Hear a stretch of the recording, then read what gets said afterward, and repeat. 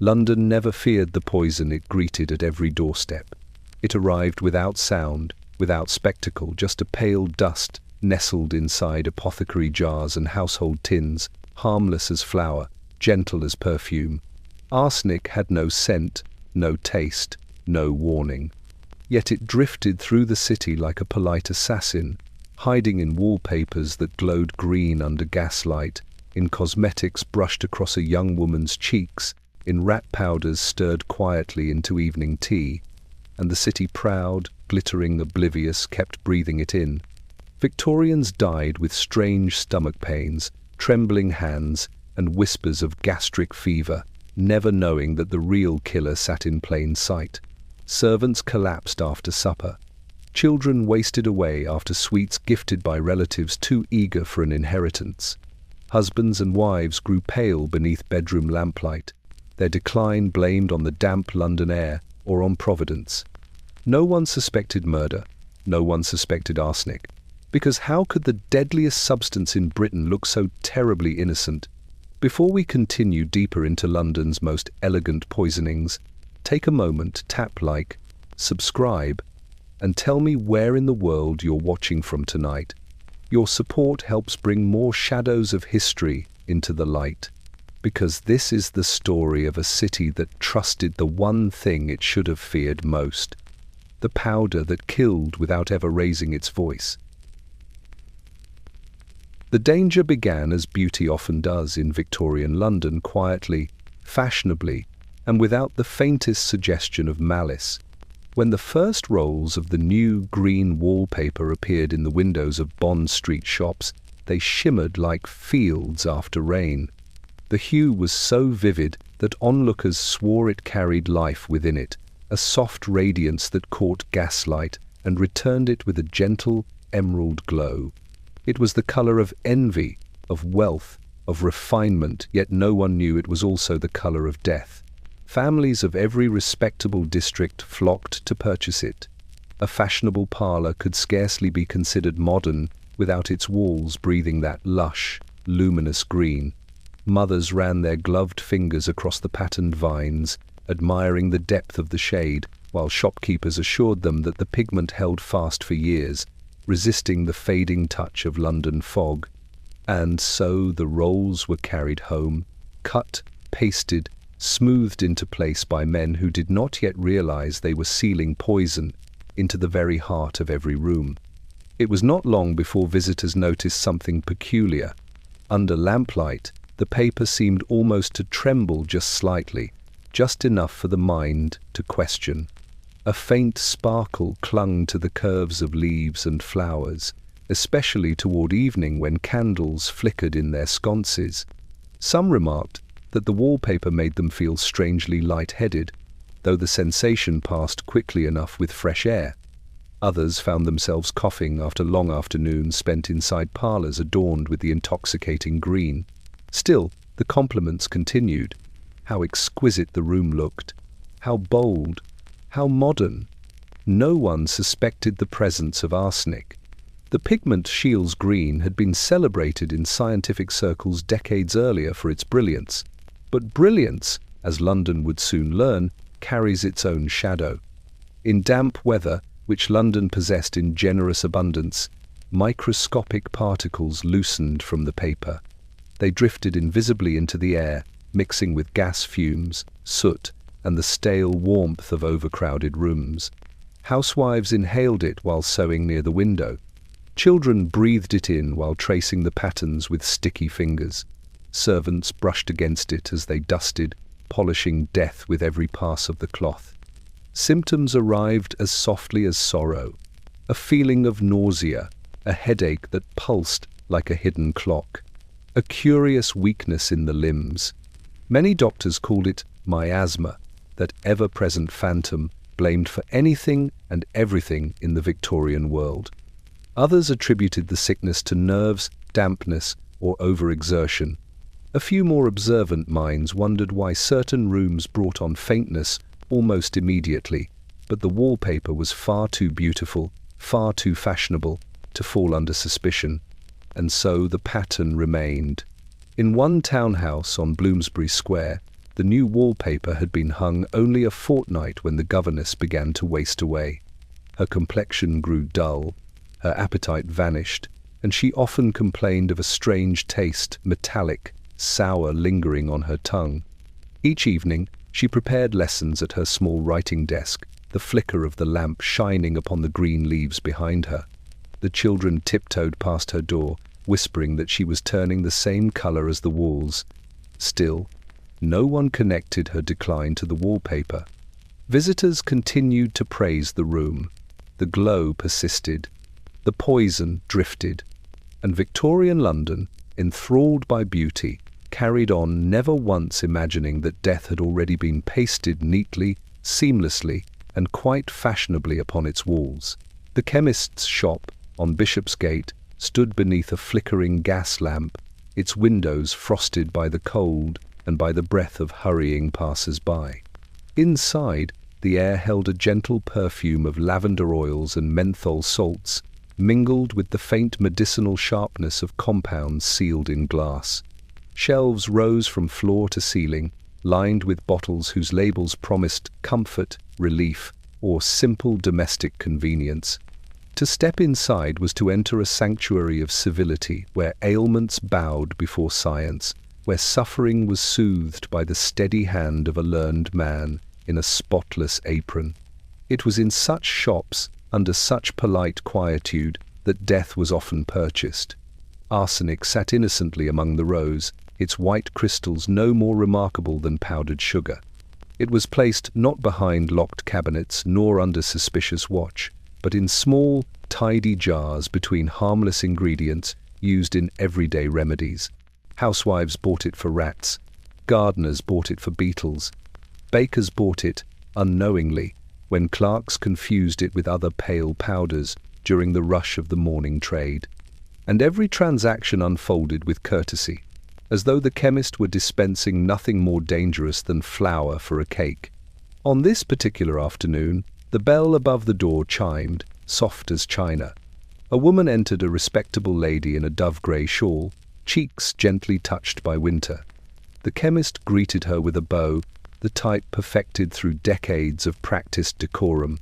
He asked after her husband's health, her children's studies, the dampness in her home, anything that might hint at a need he could discreetly fulfill. She smiled, faintly embarrassed. "It's the mice again, Mr. Harbury. They found their way behind the pantry walls." As though speaking of something harmless and inconvenience, not a threat, she lowered her voice. "I shall need a little more of that powder you sold me last month." Mr. Harbury did not hesitate. He turned to the row of jars, choosing the one with the label etched in looping script, Arsenicum album. With gloved hands, he measured a neat portion upon folded paper. The crystals shimmered faintly as they slid into the crease, catching the lamplight like winter snow. He folded the packet into a tidy square and sealed it with red wax. "There you are, madam," he said, offering the parcel across the counter with the same warm smile he gave to every customer. "Use sparingly. It is most effective." She thanked him, not noticing the faint dust clinging to his fingertips. Not noticing, either, the young apprentice sweeping the floor nearby, his eyes flicking too often toward the arsenic jar. His curiosity was innocent, perhaps, but in London, innocence could dissolve quickly. Clerks learned which powders were sought most often, which ones husbands requested secretly, which ones wives purchased with trembling fingers and firm composure. Outside, the street rattled with carriage wheels and distant shouting from the market stalls. But inside the chemist's shop, everything remained proper, orderly, sedate. The exchange had taken all of 30 seconds. No questions asked, no suspicions raised. Yet the packet the lady carried home in her gloved hand possessed the quiet authority to determine the fate of any who shared her table. A misplaced spoonful, an unwashed fingertip, a moment of distraction in the kitchen, any of these could summon illness with terrifying speed. But the chemist, in his white apron and polished spectacles, was no villain. He merely followed the customs of Victorian commerce, unaware or unwilling to admit how many tragedies began with his polite gesture. The lady stepped back into the swirling fog, the packet tucked safely into her basket. She moved down the pavement with a peaceful confidence, never imagining that the powder she carried bore a history more lethal than any dagger. In London, death rarely arrived through force. It arrived through kindness, courtesy, and a folded square of paper handed across a spotless counter. The household on Chancery Lane was known for its quiet respectability. Its windows glowed warmly each evening, its curtains drawn neatly, its meals served with punctual elegance. The master of the house, Mr. Alistair Penworthy, prided himself on running a home in which order and reputation were maintained with unwavering precision. Yet even the most orderly rooms can conceal the softest approach of catastrophe. On a damp Wednesday evening, the family gathered for supper, the kind of simple, comforting affair that needed no commentary. Roast fowl, buttered turnips, a loaf still warm from the bakery. Lamplight pooled gently along the table's surface, reflecting in silver cutlery and the faintly floral glaze of the porcelain dishes. A hush settled over the room, broken only by the soft scraping of knives, the murmured exchange of polite pleasantries. Mrs. Penworthy remarked on the weather. Their daughter Mary commented on her piano lessons. Mr. Penworthy lifted his wineglass in acknowledgment but spoke very little, distracted perhaps by troubles at his law office. Nothing in the conversation hinted that the slightest shadow loomed nearby. And yet, the moment the soup course was finished, something shifted. It began subtly, a tightening around Mr. Penworthy's eyes, as though candlelight had grown too sharp. He pressed a hand to his stomach with a puzzled expression, as if struck by an unexpected cramp. Mary noticed first and paused mid-sentence. Her mother, ever attentive, urged him to breathe deeply and sip water, assuming indigestion had merely arrived before dessert. But indigestion did not turn one's complexion chalk white. The servant, Clara, stood in the doorway with a tray of custards when she froze at the sight of her employer's trembling hands. The spoon slipped from his grip, clattering onto the china with a sound much too loud for such a tidy room. Silence fell dense, suffocating. "Alistair?" Mrs. Penworthy whispered, voice trembling. He tried to answer, but his words dissolved into a strangled cough. His chair scraped backward as he lurched upright, staggering a few steps before gripping the edge of the sideboard for support. A sheen of sweat broke across his brow. His breath came shallow, rapid, unnatural. No one recognized the danger, least of all the family physician summoned moments later. The doctor arrived with his leather case and brisk confidence, diagnosing the symptoms as an acute disturbance of the stomach, a phrase so commonly invoked in Victorian London that it offered comfort while explaining nothing at all. He asked what Mr. Penworthy had eaten. Everything seemed ordinary. He asked whether stress had troubled him. Certainly. He asked whether there was any history of illness. None worth noting. Not once did he ask about arsenic. As Mr. Penworthy weakened, the physician prescribed rest, warm compresses, and quiet. But quiet was already consuming the room. The candles seemed to dim, the ticking clock grew unbearably loud, and the aroma of the untouched custards curdled into something oppressive. Clara wrung her hands behind the door, terrified of the unspoken possibility that something prepared in the kitchen had caused this. But fear belongs to those who survive. By dawn, the master of the house would not. His final moments arrived like the fading of a candle, swift, silent, inevitable. The doctor wrote gastric fever on the certificate, a diagnosis as vague as the fog outside. Neighbors arrived with condolences. Friends sent flowers.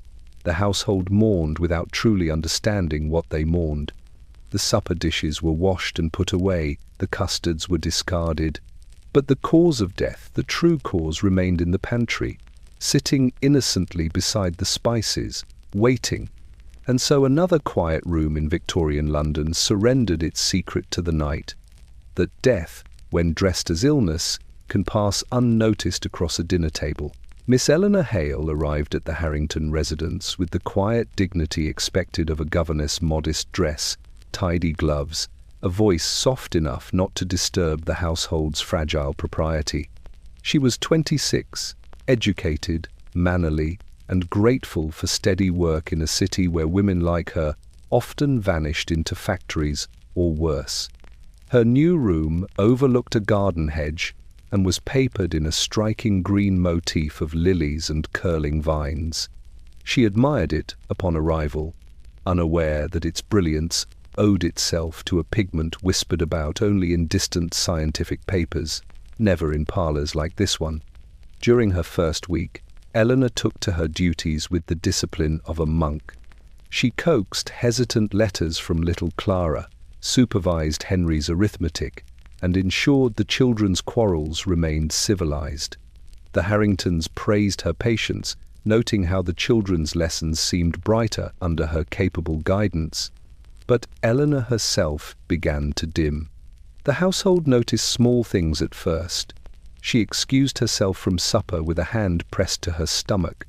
She moved more slowly on the staircase, pausing midway as though the air had thickened.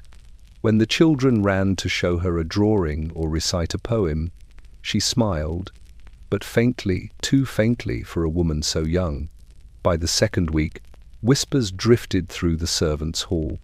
Eleanor's complexion, once rosy from morning walks, had taken on a curious pallor, a greyish hue that seemed to deepen each evening.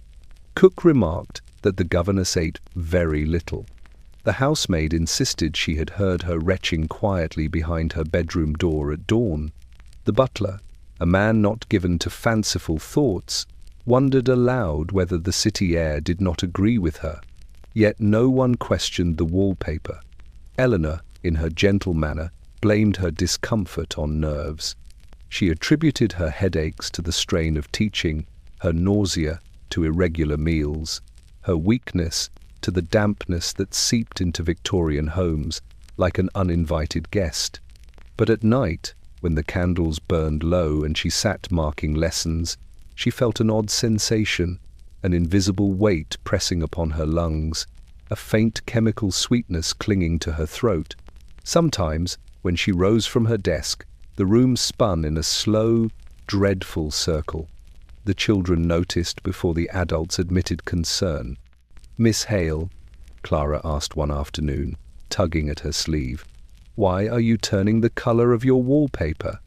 Eleanor laughed politely, of course, but the mirth dissolved into a cough so sharp it bent her forward.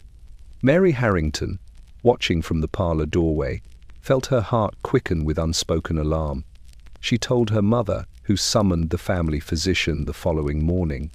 Dr. Lambert arrived with his customary confidence, smelling faintly of camphor and starch. He took Eleanor's pulse, examined her eyes, asked routine questions.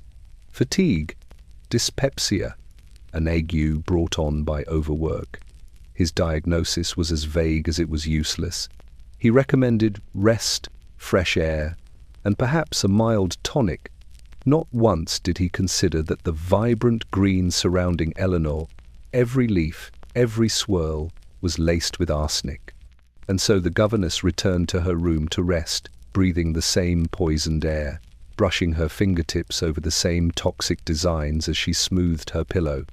Outside, London whirled with carriage wheels and factory smoke.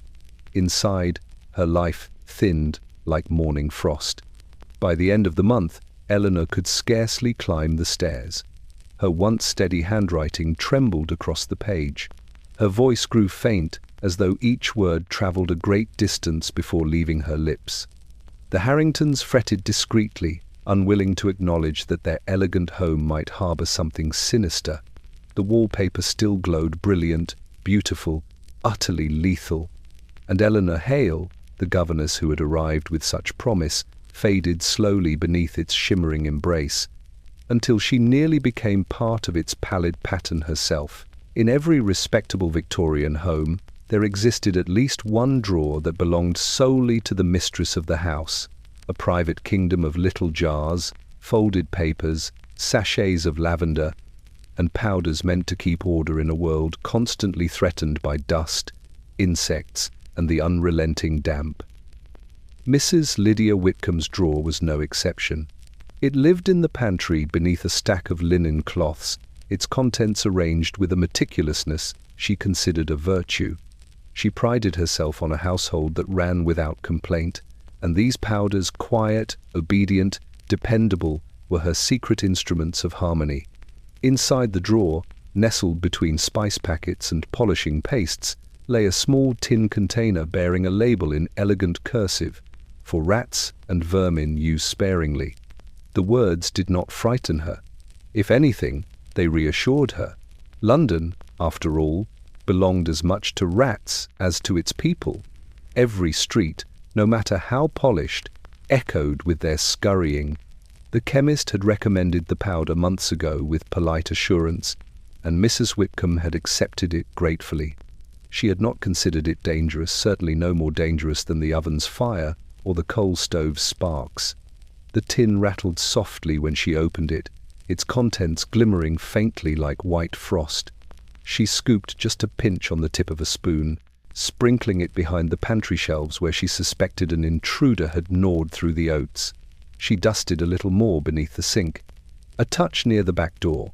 Her hands moved with practiced ease, her thoughts occupied not by poison but by grocery lists and mending tasks. And yet, as she closed the drawer, a thin veil of the powder lingered on her fingers, so fine, so light, that she did not feel it at all. The rest of the household continued its morning rituals, unaware of the dust now threaded invisibly through the air. Her youngest son, Peter, raced into the kitchen in pursuit of a runaway toy, skidding across the floorboards where she had sprinkled the powder only an hour earlier. He coughed once, just once, and then scampered away. Cooks swept vigorously, scattering the dust into faint, sparkling clouds. The kitchen maid wiped her brow, leaving the smallest trace of poison upon her cheek without realizing it. At luncheon, Mrs. Whitcomb prepared tea sandwiches, slicing cucumbers with the same hands that had touched the powder drawer.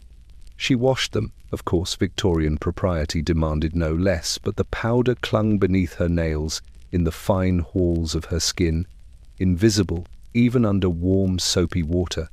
When she carried the tray to the dining room, the house gleamed under her careful stewardship. Every corner smelled of lavender, lemon oil, and something else no one could name. By evening, the children grew unusually tired. Peter complained of a stomach discomfort, blaming it on too much excitement during the day. His older sister, Amelia, pushed her supper aside, saying the smell of food made her feel peculiar. Mrs. Whitcomb frowned but attributed their ailments to the fickle London weather. It never occurred to her that the very powder meant to protect her family now infiltrated the rhythm of their hearts. When Mr. Whitcomb returned home, he found his wife pale and restless, holding a damp cloth to her temples. She insisted it was simply the fatigue of running a busy household. He kissed her forehead tenderly, unaware of the faint chemical sweetness clinging to her skin. Later that night, as she folded linens in the quiet glow of candlelight, a sudden wave of nausea overcame her. She steadied herself against the dresser. Her breath quickened. The candle's flame seemed to warp, bending unnaturally as though the air itself had thickened. Still, she blamed exhaustion. Never the powder, never the neat little tin that slept obediently in her drawer, guarding its deadly secret beneath a tidy lid. In the Whitcomb home, like countless others across Victorian London, the boundary between care and catastrophe had thinned to the width of a fingertip, and no one yet sensed the quiet enemy already at work. In an age obsessed with refinement, nothing delighted Victorian sensibilities more than the delicate art of scent. Perfume bottles, small masterpieces of glass and silver, sat prominently upon dressing tables, catching morning light like jeweled baubles. Their contents promised elegance, femininity, allure, a dab at the wrist, a touch at the throat, and a woman carried with her the faint whisper of roses, violets, or rare, imported spices. But beneath these graceful fragrances, Another note lingered, one no perfumer dared acknowledge. Some perfumes contained arsenic, not intentionally, of course. No chemist would openly admit to such a formulation. But the world of Victorian cosmetics was as unregulated as it was extravagant. Powders meant to whiten the skin, lotions meant to smooth it, creams meant to preserve youth. All these relied on substances mined from the earth, sometimes mixed with metallic compounds that shimmered enticingly. Arsenic gave certain pigments a brightness unmatched by anything else. It hid imperfections, softened the complexion, and seemed to erase the weary marks of London life. It also leached into skin with slow, merciless precision. At Madame Bellerose's parfumerie on the Strand, customers stepped inside to escape the drudgery of the city. The air inside was intoxicating notes of French florals, exotic musks, and citrus waters.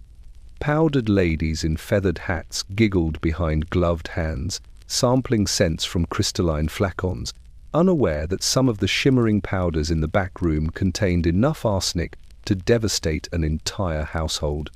Madame herself, a woman of impeccable posture and knowing smiles, assured patrons that her wares were imported from Paris, crafted using techniques beloved by the Empress herself. Few questioned her claims.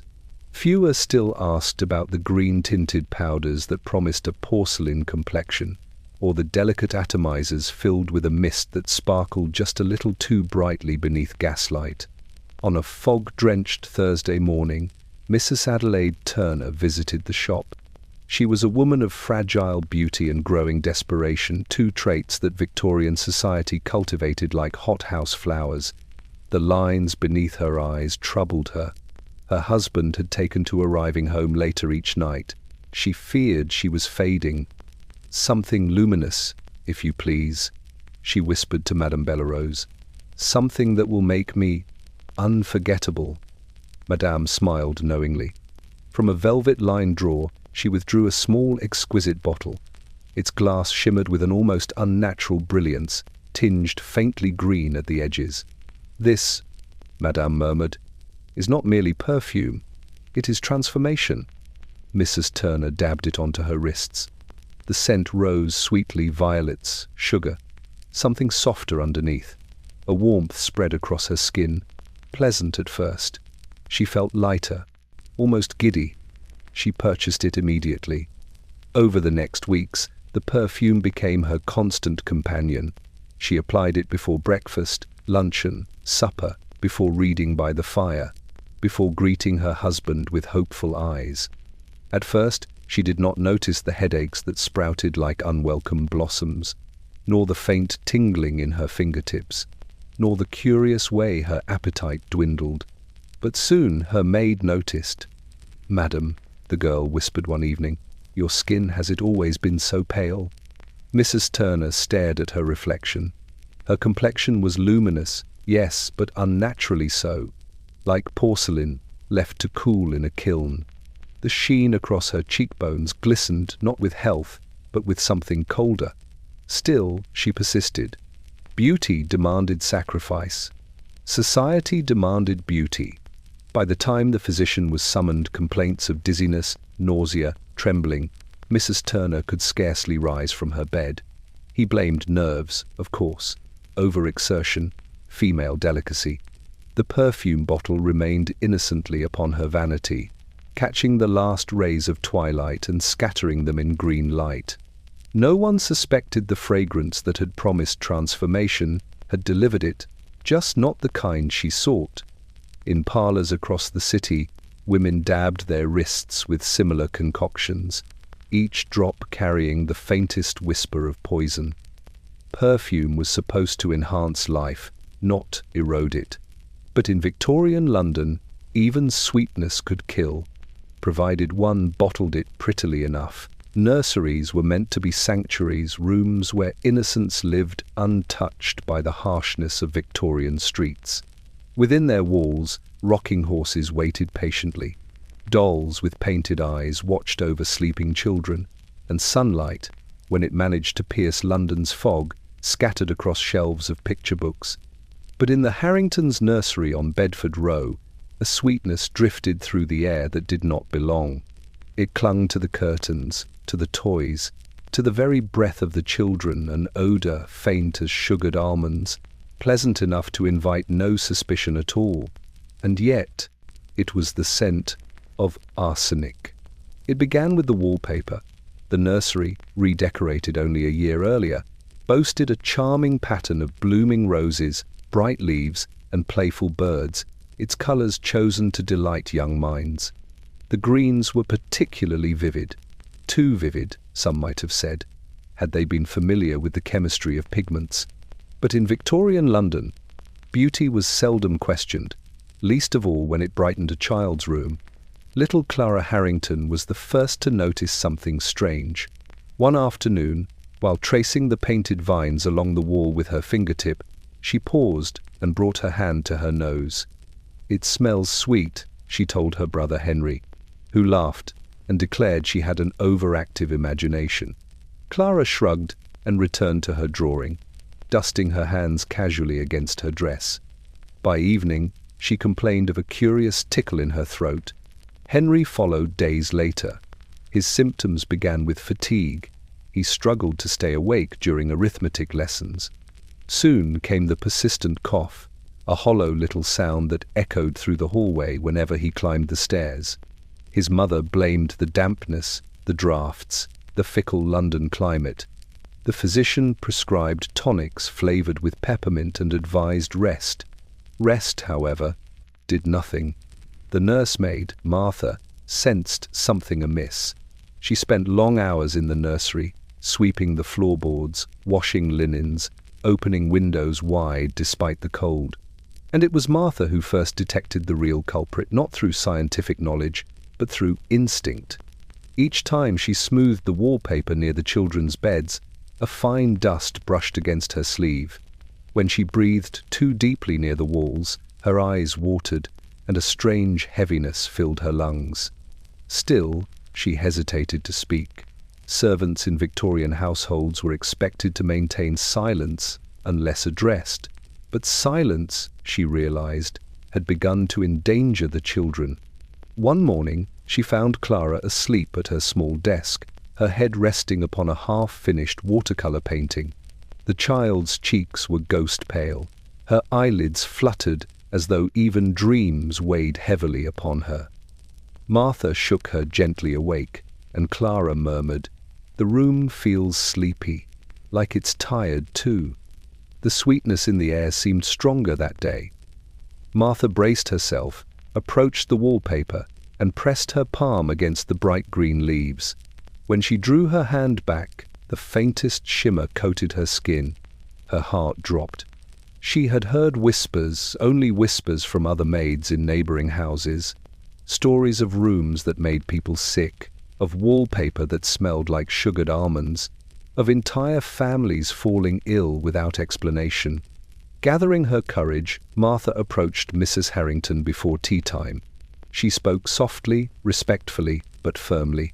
"Ma'am, I believe the nursery walls may be causing the children's sickness." Mrs. Harrington stared at her, stunned. "The wallpaper? Impossible. It's French, very fashionable." But as the mother glanced toward the stairs and heard Henry coughing again, so thin, so weak, her confidence faltered. Within hours, the physician returned. He inspected the room, sniffed the air, frowned. Though reluctant to acknowledge it, he recognized the peculiar sweetness that had begun to haunt London's medical complaints. He asked for a sample of the wallpaper. He scraped gently at the curling corner of a rose.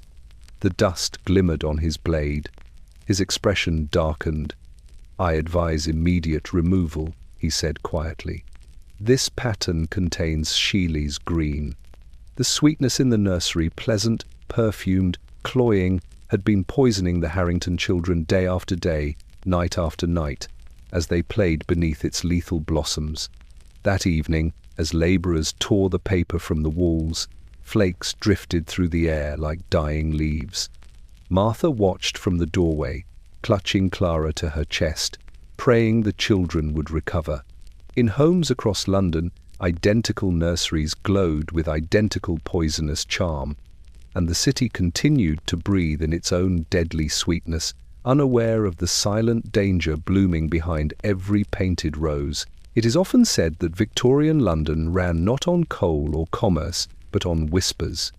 Behind every lace curtain, behind every polished window pane, lived the quiet machinery of rumour, swift, delicate, and far more enduring than truth. In the shaded drawing rooms of Bloomsbury and Kensington, gossip travelled with the ease of perfume, drifting from parlour to parlour with a sweetness that belied its sting. And so it was only a matter of time before strange stories, uneasy tales of sudden illness and unexplained deaths began to slip through those curtains like threads of cold fog. It started quietly. A maid visiting her sister spoke of a little boy who fell ill after playing in his family's redecorated nursery. A laundress murmured that her employer had grown pale and irritable since purchasing a new face powder. A gardener swore the chemist's rat poison was killing more than just pests. None of these murmurs were certain. None were spoken loudly. But, together, they formed a web of dread stretching across the city's genteel neighbourhoods. In the parlours of respectable families, women gathered for afternoon tea, their gloved hands wrapped delicately around porcelain cups while their eyes flickered with unease. The conversation always began harmlessly. The weather, the latest novel, the absurdity of Parliament. But inevitably, someone lowered her voice and leaned closer. "Did you hear? Mrs. Penbury's governess has taken ill. They say she hardly leaves her bed." "Oh, I heard the same about the Whitcombes. The children, too. And that poor woman on Chancery Lane, dead before morning, they say. Gastric fever. Always gastric fever," someone whispered, the words curling like smoke. No one dared suggest poison aloud. In polite society, murder belonged in penny dreadfuls, not in drawing rooms lined with rosewood furniture. And yet the pattern of sickness, so sudden, so similar, troubled even the most well-mannered tongues.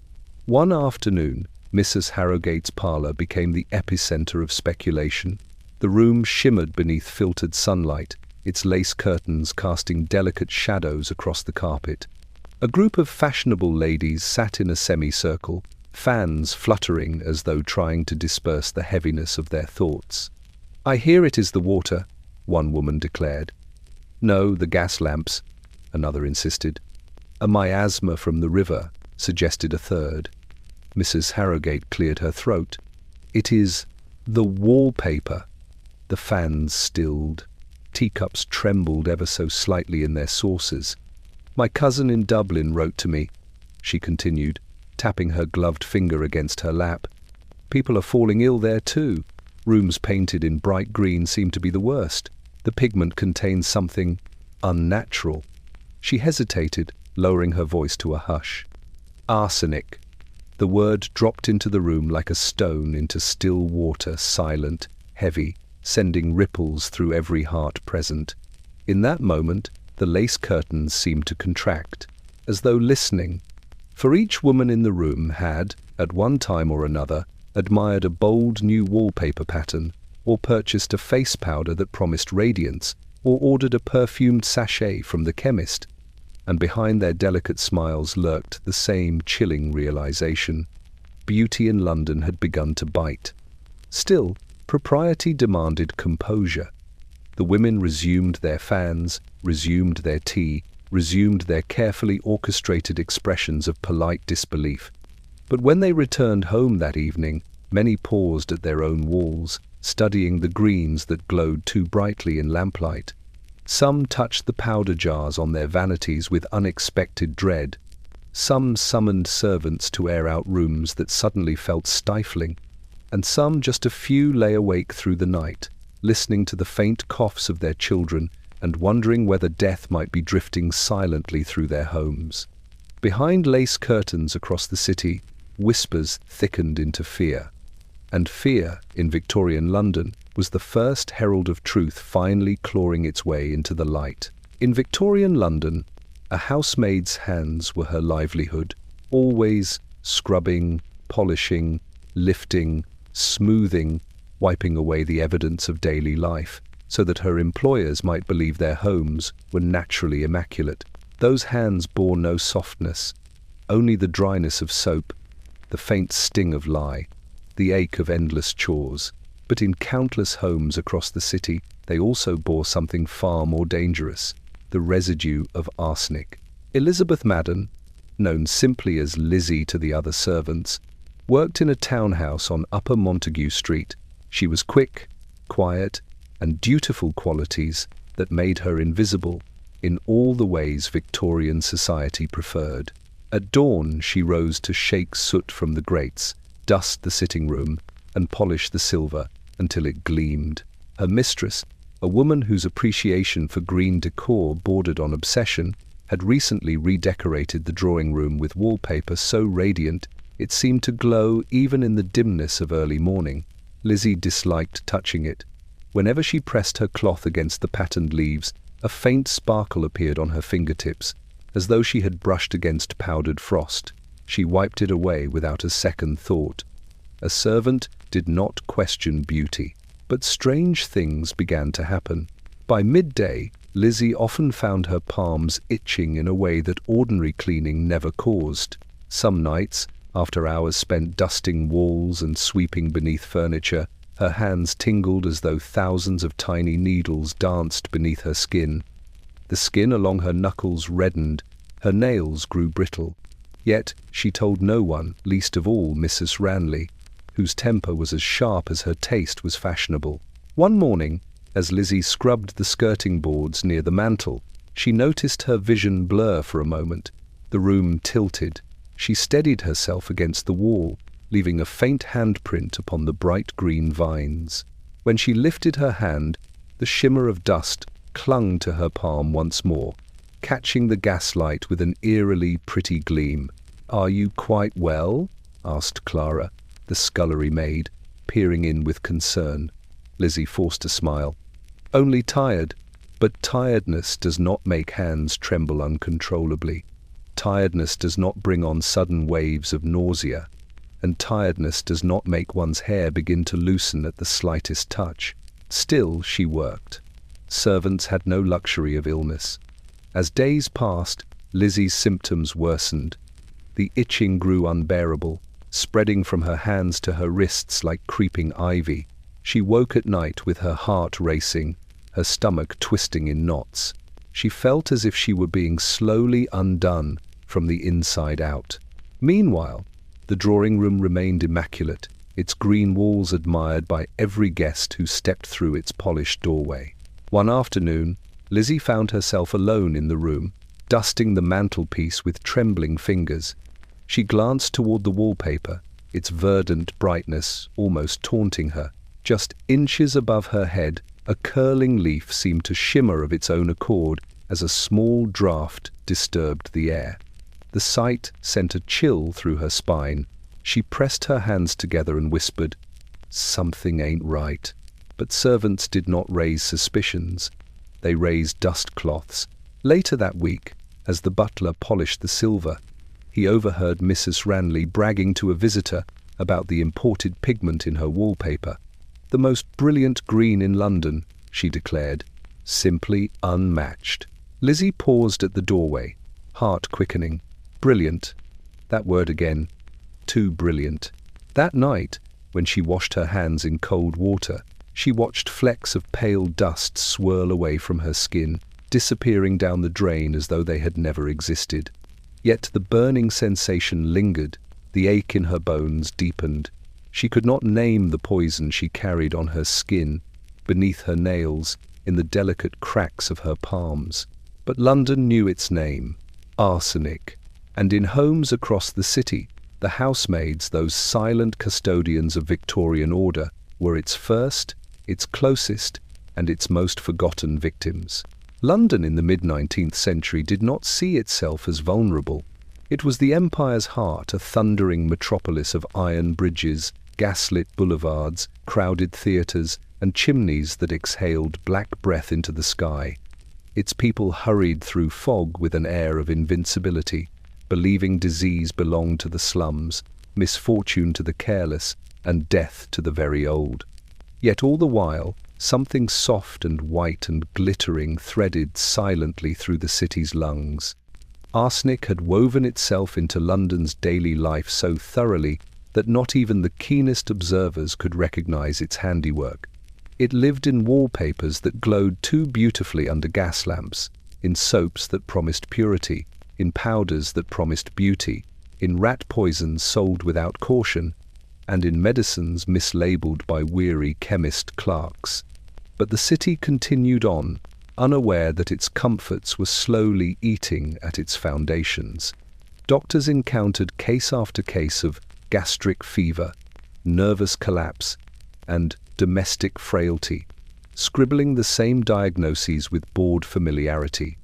They observed the vomiting, the trembling, the pallor, the hair that loosened in handfuls, but never once did they consider the fashionable drawing room or the nursery walls as accomplices. Physicians prided themselves on rational thought, yet their trust in polite society's commodities blinded them more effectively than superstition ever had. Londoners, for their part, explained the strange illnesses as the city always had. The fog, the river air, the miasma rising from overcrowded streets. But arsenic did not drift from the river. It drifted from parlours. Each night, carriages rattled over cobblestones, carrying families home to rooms that gleamed with deadly pigments. Gaslights flickered across green patterns, releasing microscopic particles each time heat touched the walls. No one heard the poison loosen from its plaster, nor saw it settle on the lace of curtains, nor felt it clinging to teacups and tablecloths. Children breathed it as they slept. Servants breathed it as they worked. Mothers breathed it as they arranged vases beneath open windows. And London continued to admire the brilliance of its interiors. At the Opera House, women fanned themselves with hands powdered in cosmetics laced with arsenic, unaware that each gesture flicked invisible dust into the air. In grand hotels, visitors praised the modern wallpapers glowing in the corridors, never suspecting that the sweetness in the air was not perfume but poison, shedding its microscopic shimmer. Even the wealthiest homes, with their wax-polished floors and imported furnishings, concealed a quiet, elegant threat. All the while, the city grew sicker. New cemeteries filled faster than expected. Undertakers noticed an odd increase in young adults succumbing to mysterious ailments. Physicians exchanged puzzled glances when multiple homes on the same street reported sudden stomach illnesses. And newspapers, ever hungry for a story, published small notices. A curious cluster of deaths, a household struck by sudden fever, a governess wasting inexplicably. But no one connected the dots. Arsenic's genius was subtlety. It demanded no violence, no dramatic confrontation. It worked through beauty, through convenience, through trust. And London, proud, bustling, blind, welcomed it eagerly, shaking hands with its own executioner. As the city drifted toward its evenings beneath a ceiling of smoke and starlight, the gas lamps glowed against green wallpapers in thousands of homes.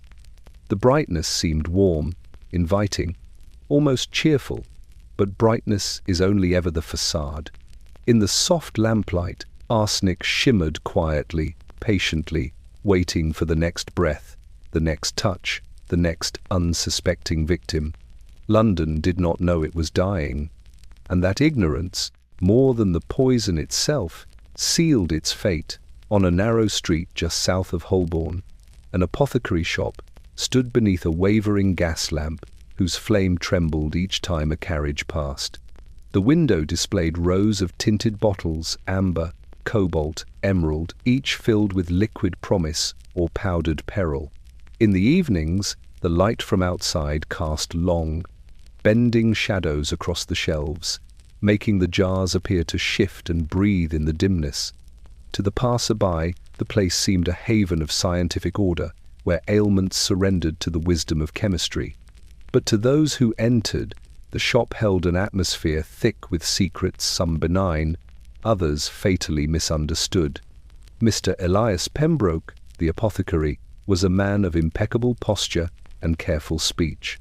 His spectacles glinted sharply, and his fingers bore faint stains from years of handling tinctures and botanical extracts. He believed in the dignity of his profession, in the trust bestowed upon him by London's households, and for the most part, that trust was well placed. For the most part, on this particular evening, the bell above the door chimed softly as a young woman entered, shivering from the cold. Her cheeks were flushed, her gloves worn thin. Mr. Pembroke greeted her with professional warmth. "Good evening, Miss Linton. What troubles you tonight?" "A headache," she whispered, "and a certain weakness." He nodded sympathetically, selecting a vial of valerian root and a tin of digestive powder. But as he prepared her order, his eyes drifted just briefly toward the far end of the counter, where a small collection of white powdered substances rested beneath carefully lettered labels. One jar, in particular, glimmered faintly in the gaslight: arsenic trioxide. It did not hide in the shadows. It sat openly among the other compounds, perfectly ordinary, perfectly legal. Chemists sold it for rats, for insects, for assorted household pests.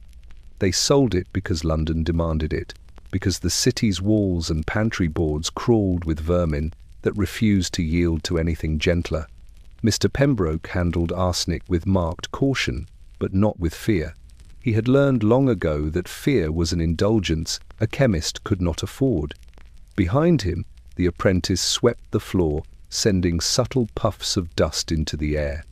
He did not notice the way the particles shimmered at the edge of lamplight, nor how some drifted lazily toward the shelf where the jars sat. His youth afforded him ignorance, a state that arsenic exploited with unnerving ease. When Miss Linton departed, comforted by Mr. Pembroke's assurances, another customer entered, a gentleman with the severe expression of someone accustomed to authority. "I require something for rats," he said curtly. Mr. Pembroke retrieved the arsenic with steady hands. As he unscrewed the lid, the faintest puff of crystalline dust rose from the jar. The gentleman did not see it. He only watched the apothecary fold the powder into white paper with precise, almost elegant movements. "Use sparingly," Pembroke instructed. "It is extremely potent." A simple warning, spoken countless times. But warnings lose their weight when spoken softly, politely, within walls lined with medicines meant to heal. When the gentleman left, the shop felt strangely still. The gas lamp outside flickered, projecting the arsenic jar's shadow across the counter, a thin silhouette that seemed almost accusatory. Mr. Pembroke exhaled and wiped the counter with a damp cloth. He believed he had done nothing wrong.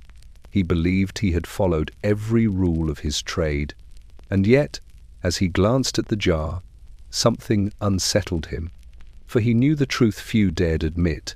The apothecary who sold arsenic rarely knew where it would end up. Behind brick walls and lace curtains, in kitchens and parlours, in homes both humble and affluent. It could be stirred into tea, brushed onto wallpaper paste, confused with baking powder, or handled by servants unaware of its danger. A chemist could not ask too many questions. A chemist could not refuse respectable customers. A chemist could wash his hands yet not wash away the guilt of a city quietly poisoning itself. Outside, fog curled around the gas lamp, swallowing its glow. Inside, the apothecary's shelves gleamed under the dim, trembling light. And on its glass, arsenic sparkled like frost, silent, patient, awaiting its next purpose. In every apothecary shop, behind every polished counter and orderly row of bottles, there existed a quiet tension, the fear of a single, irreversible mistake. Victorian London placed immense trust in its chemist clerks, young men barely out of school, who measured powders with trembling precision and memorized the difference between life-saving compounds and those that could empty an entire household by sunrise.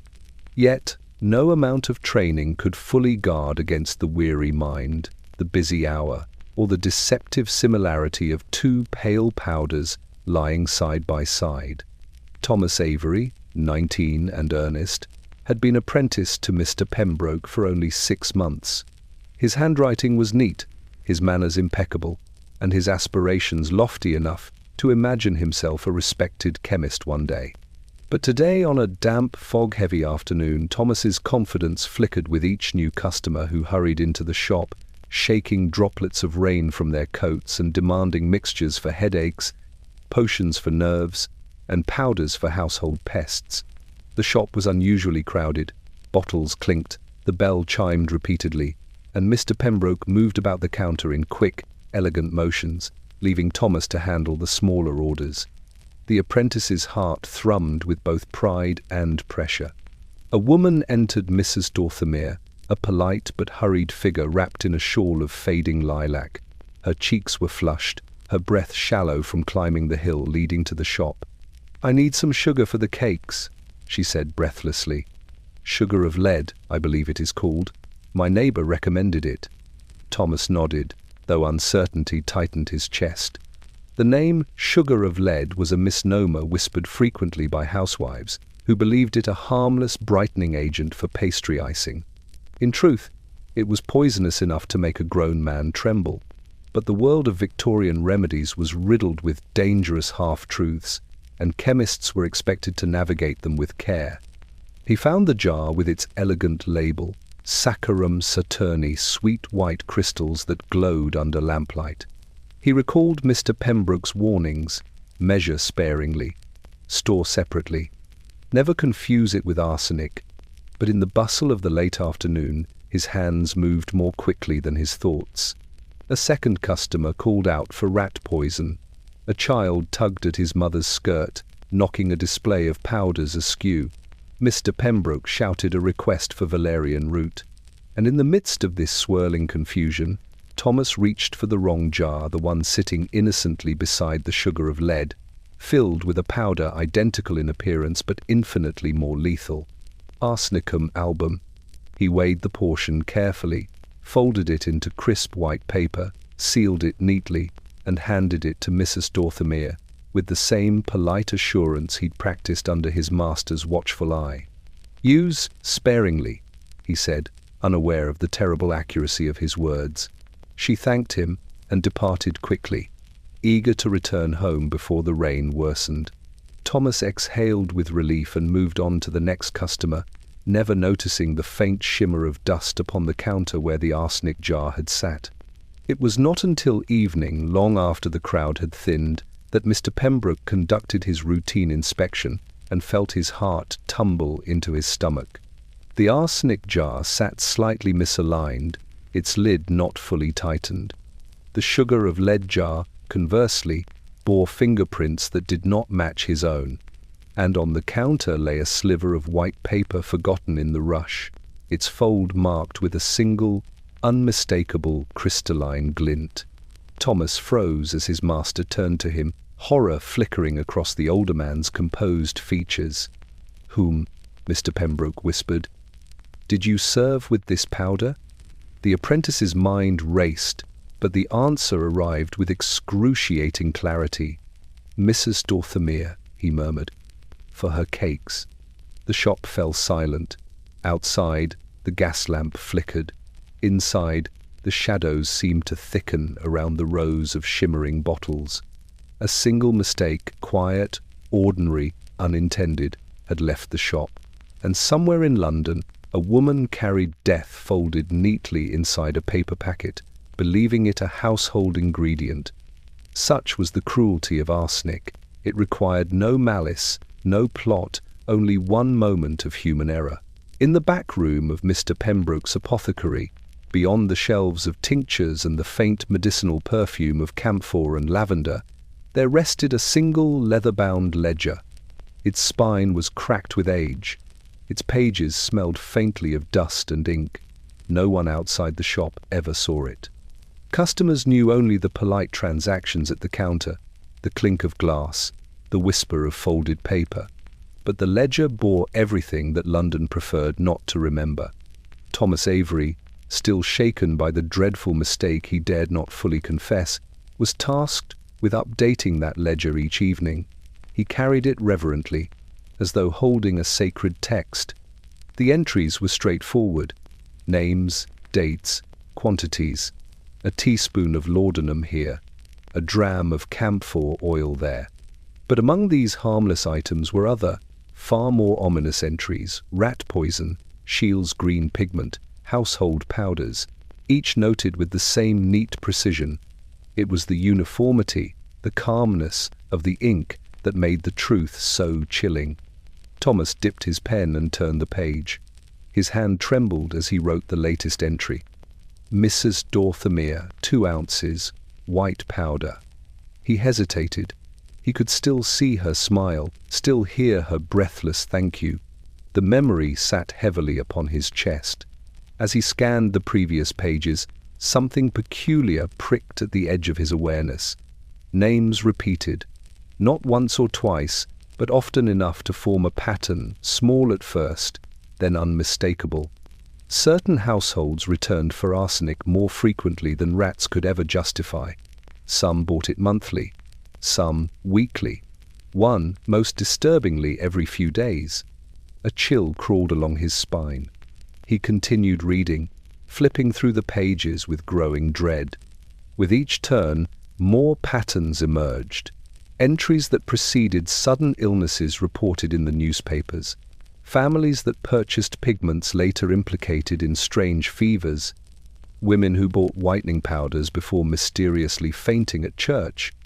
It slowly dawned on him that the ledger was not merely a record of commerce, it was a chronicle of an epidemic no one had named. Behind him, the fog pressed against the window, blurring the world outside into a smear of grey. London hummed faintly distant carriage wheels, muffled voices, the endless churn of a city far too alive to suspect its own sickness. Thomas set down his pen and rubbed his temples. He remembered overhearing the butcher speak of a neighbour who died without warning. He remembered Mrs. Whitcomb's son collapsing at school. He remembered the governess on Bedford Row, pale as her linens.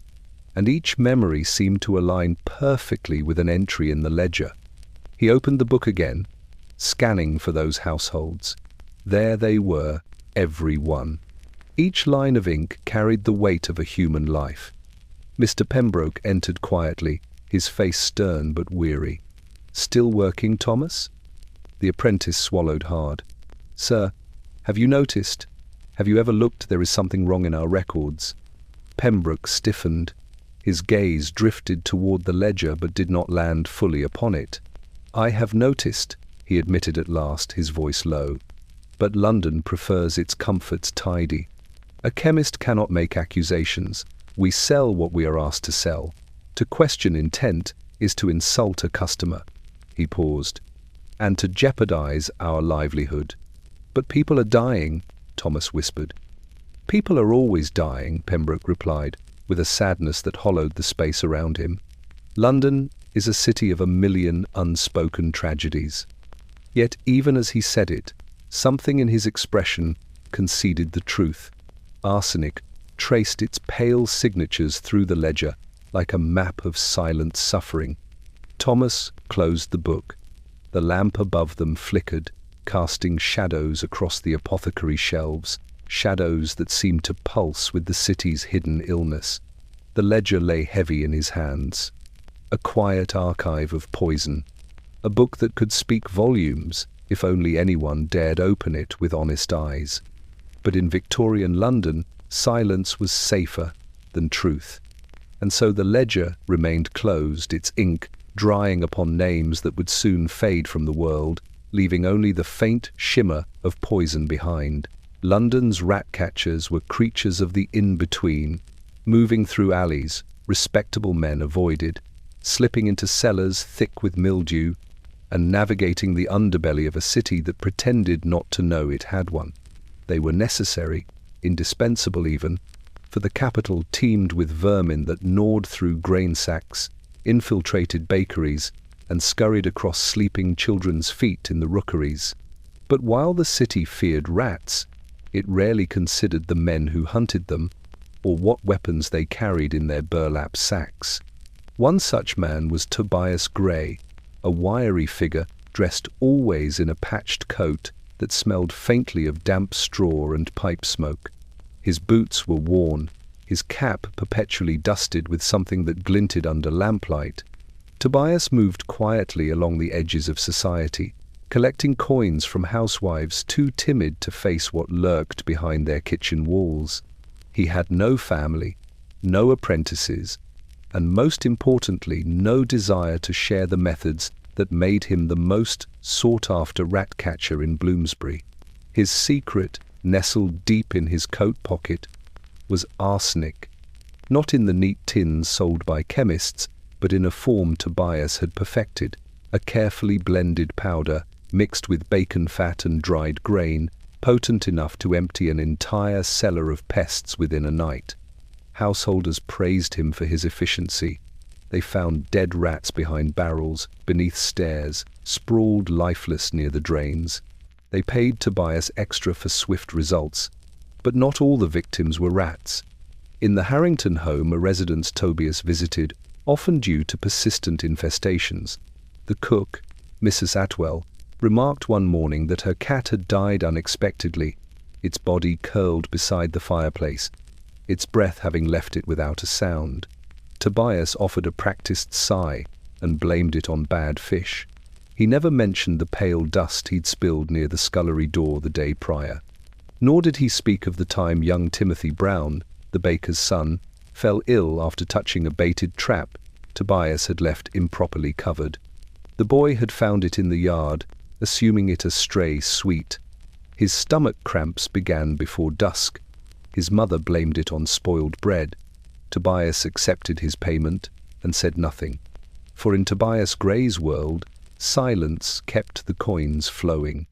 One evening, as fog coiled through the narrow streets, Tobias arrived at a townhouse whose mistress greeted him in tears. "It's the rats," she whispered. "They scratch at the floors at night. The children can't sleep." Tobias nodded solemnly and descended into the cellar.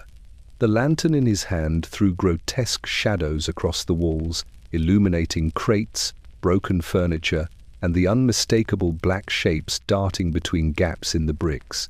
He knelt, set down his sack, and began preparing the bait. As he worked, a faint shimmer dusted his fingers, the telltale brightness of his arsenic mixture. He wiped them on his trousers absent-mindedly, never considering how easily the poison transferred to every surface he touched. The cellar air grew thick with powder as he scattered it along the floorboards. Above him, the family ate dinner, unaware of the pale cloud rising through the cracks. When Tobias finished, he climbed the steps, collected his payment, and offered his usual reassurance. "You'll sleep soundly tonight, ma'am." And she did, though her husband awoke hours later with a coughing fit that rattled his ribs, and their eldest daughter complained of dizziness the next morning. The rats, of course, did not stir. Word of Tobias's effectiveness spread, but so too did the illnesses in the homes he visited. Families attributed the sickness to miasma, diet, nerves, anything but the rat catcher's cure-all. Tobias himself remained remarkably unaffected, though his hair thinned prematurely and the skin on his hands cracked like old parchment. One day, while cleaning a dead rat from a basement corner, Tobias paused. The creature's fur sparkled faintly with a familiar dust, the residue settling on his sleeve. He stared at it thoughtfully, as though seeing it for the first time.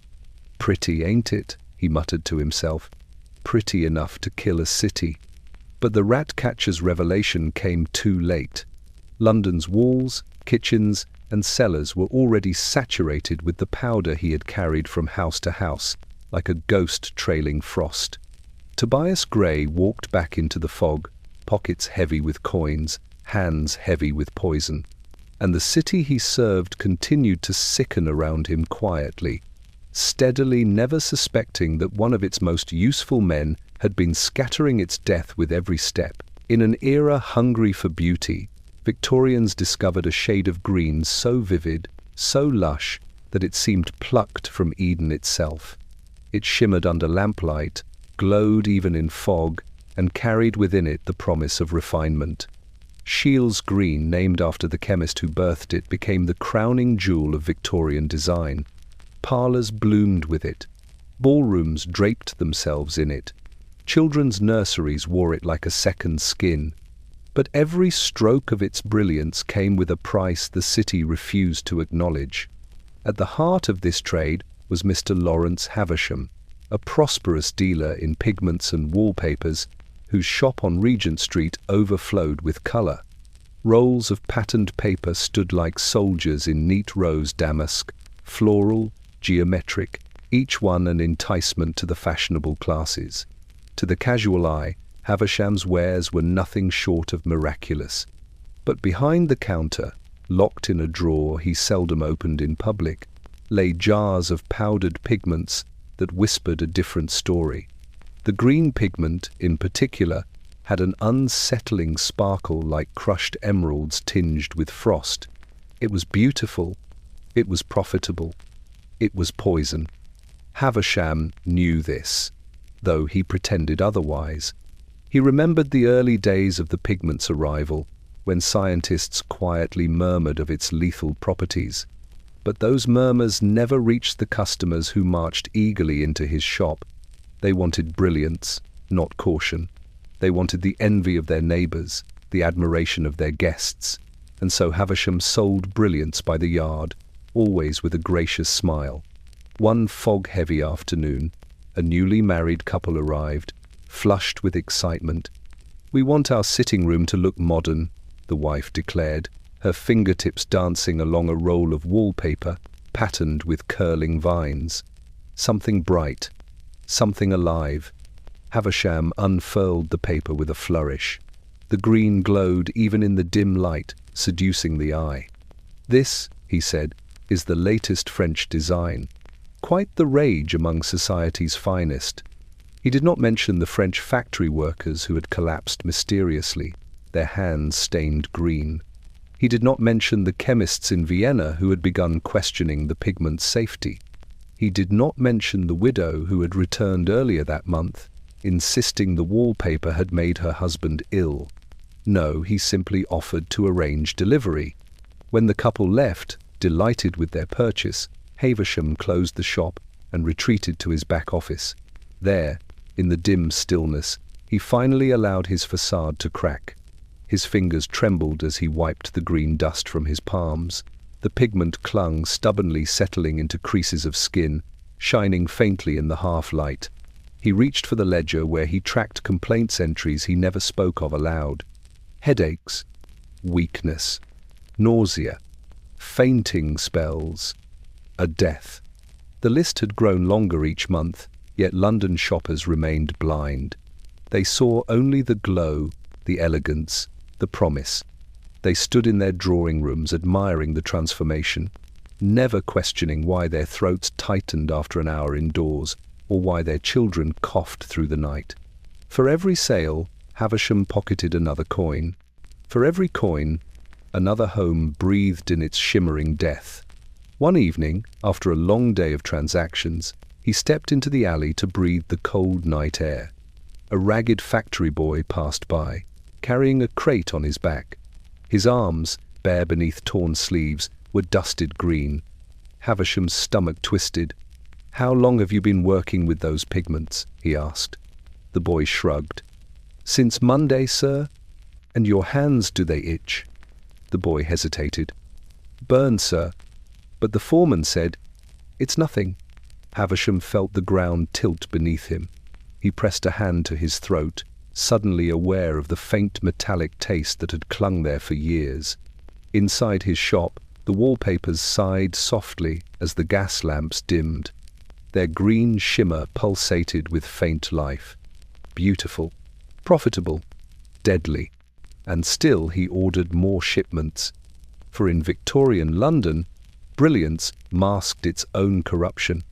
And those who sold beauty like those who bought it found themselves trapped in a silent bargain. Admiration in life, and arsenic in death. On a bright but brittle afternoon in Kensington, the Whitford sisters hosted a small gathering, a genteel ritual repeated across Victorian London. with the same predictability as church bells or chimney smoke. Their drawing room was immaculate. Polished mahogany, embroidered cushions, a new wallpaper glowing a radiant green that guests could not help but admire. The air smelled of bergamot, rosewater, and the faint metallic sweetness that no one recognized as danger. The table was set with a flawless elegance, a porcelain teapot trimmed in gold, a plate of sugared biscuits, and a bowl of lump sugar that glittered like crystal. A housemaid stood by the wall, attentive and motionless. Everything about the scene radiated propriety, except for one small, fatal detail. Among the Whitfords' guests was Mrs. Agatha Barrington, a woman known for her sharp wit and even sharper scrutiny of her neighbours. She entered with the confidence of someone who believed social gatherings existed chiefly for her amusement. Dressed in pale green silk, coincidentally echoing the wallpaper, she was the first to remark on the room. "My dears," she exclaimed, "your walls are simply divine. Such vibrancy, one feels as though one has stepped inside a meadow." The Whitford sisters beamed, thrilled to receive praise for their most recent refurbishment. Not one of them knew the pigment's name. Not one knew that its brilliance owed itself to arsenic ground into dust. Tea was poured, sugar was passed. Conversations fluttered like lace fans, touching lightly on opera performances, charitable committees, and the misfortune of a neighbour whose governess had taken recently ill. Laughter followed, polite and tinkling. Then Mrs. Barrington lifted her cup. The moment seemed ordinary, so ordinary that no one marked it as the beginning of catastrophe. She sipped the tea, paused, frowned at the taste, and stirred in another spoon of sugar. She took a second sip, her expression softening into confusion. "My throat feels rather peculiar," she murmured. Within seconds, the colour drained from her cheeks. One of the Whitford sisters leaned forward. "Agatha, are you quite—" Mrs. Barrington set her cup down, missing the saucer entirely. The porcelain shattered against the carpet. She pressed her gloved hand to her stomach, her eyes widening in alarm. I believe something is dreadfully wrong." She attempted to rise but stumbled, collapsing back into her chair as though all strength had abandoned her. The housemaid rushed forward, but the guests recoiled instinctively, hands raised to their lips, hearts seized by fear they could not yet name. The room erupted into chaos, gasps, cries, frantic instructions. "Fetch water. Open the window. Call for a doctor." Mrs. Barrington's breath came in thin, ragged pulls. Her fingers trembled uncontrollably. A faint, sickly sheen broke across her forehead, and a bitter odour, almost almond-like, rose from the remains of her tea. The housemaid, pale with terror, stared at the sugar bowl. Something glittered among the white crystals, finer, brighter, almost shimmering. A memory struck her then. Earlier that morning, she had dusted the cabinet beside the bowl. The wallpaper, newly installed, had shed a faint powder each time she brushed it, dust so subtle she had not even felt it settle upon her sleeves. Now she saw a trace of that same greenish shimmer clinging to the sugar spoon. When the doctor arrived, he diagnosed a severe gastric upset and recommended immediate rest. He did not taste the tea, he did not test the sugar, he did not even glance at the green walls glowing behind him. By dusk, Mrs. Barrington's condition had worsened.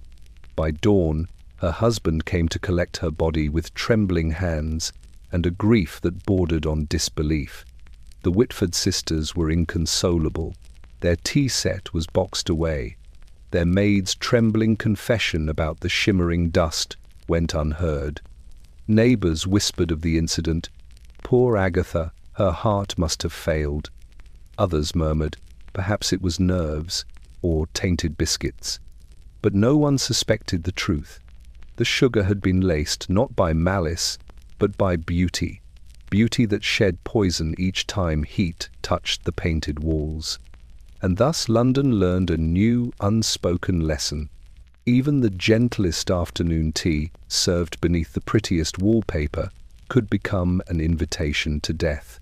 Among the quiet trades of Victorian London, none held more authority or more unspoken peril than the chemists.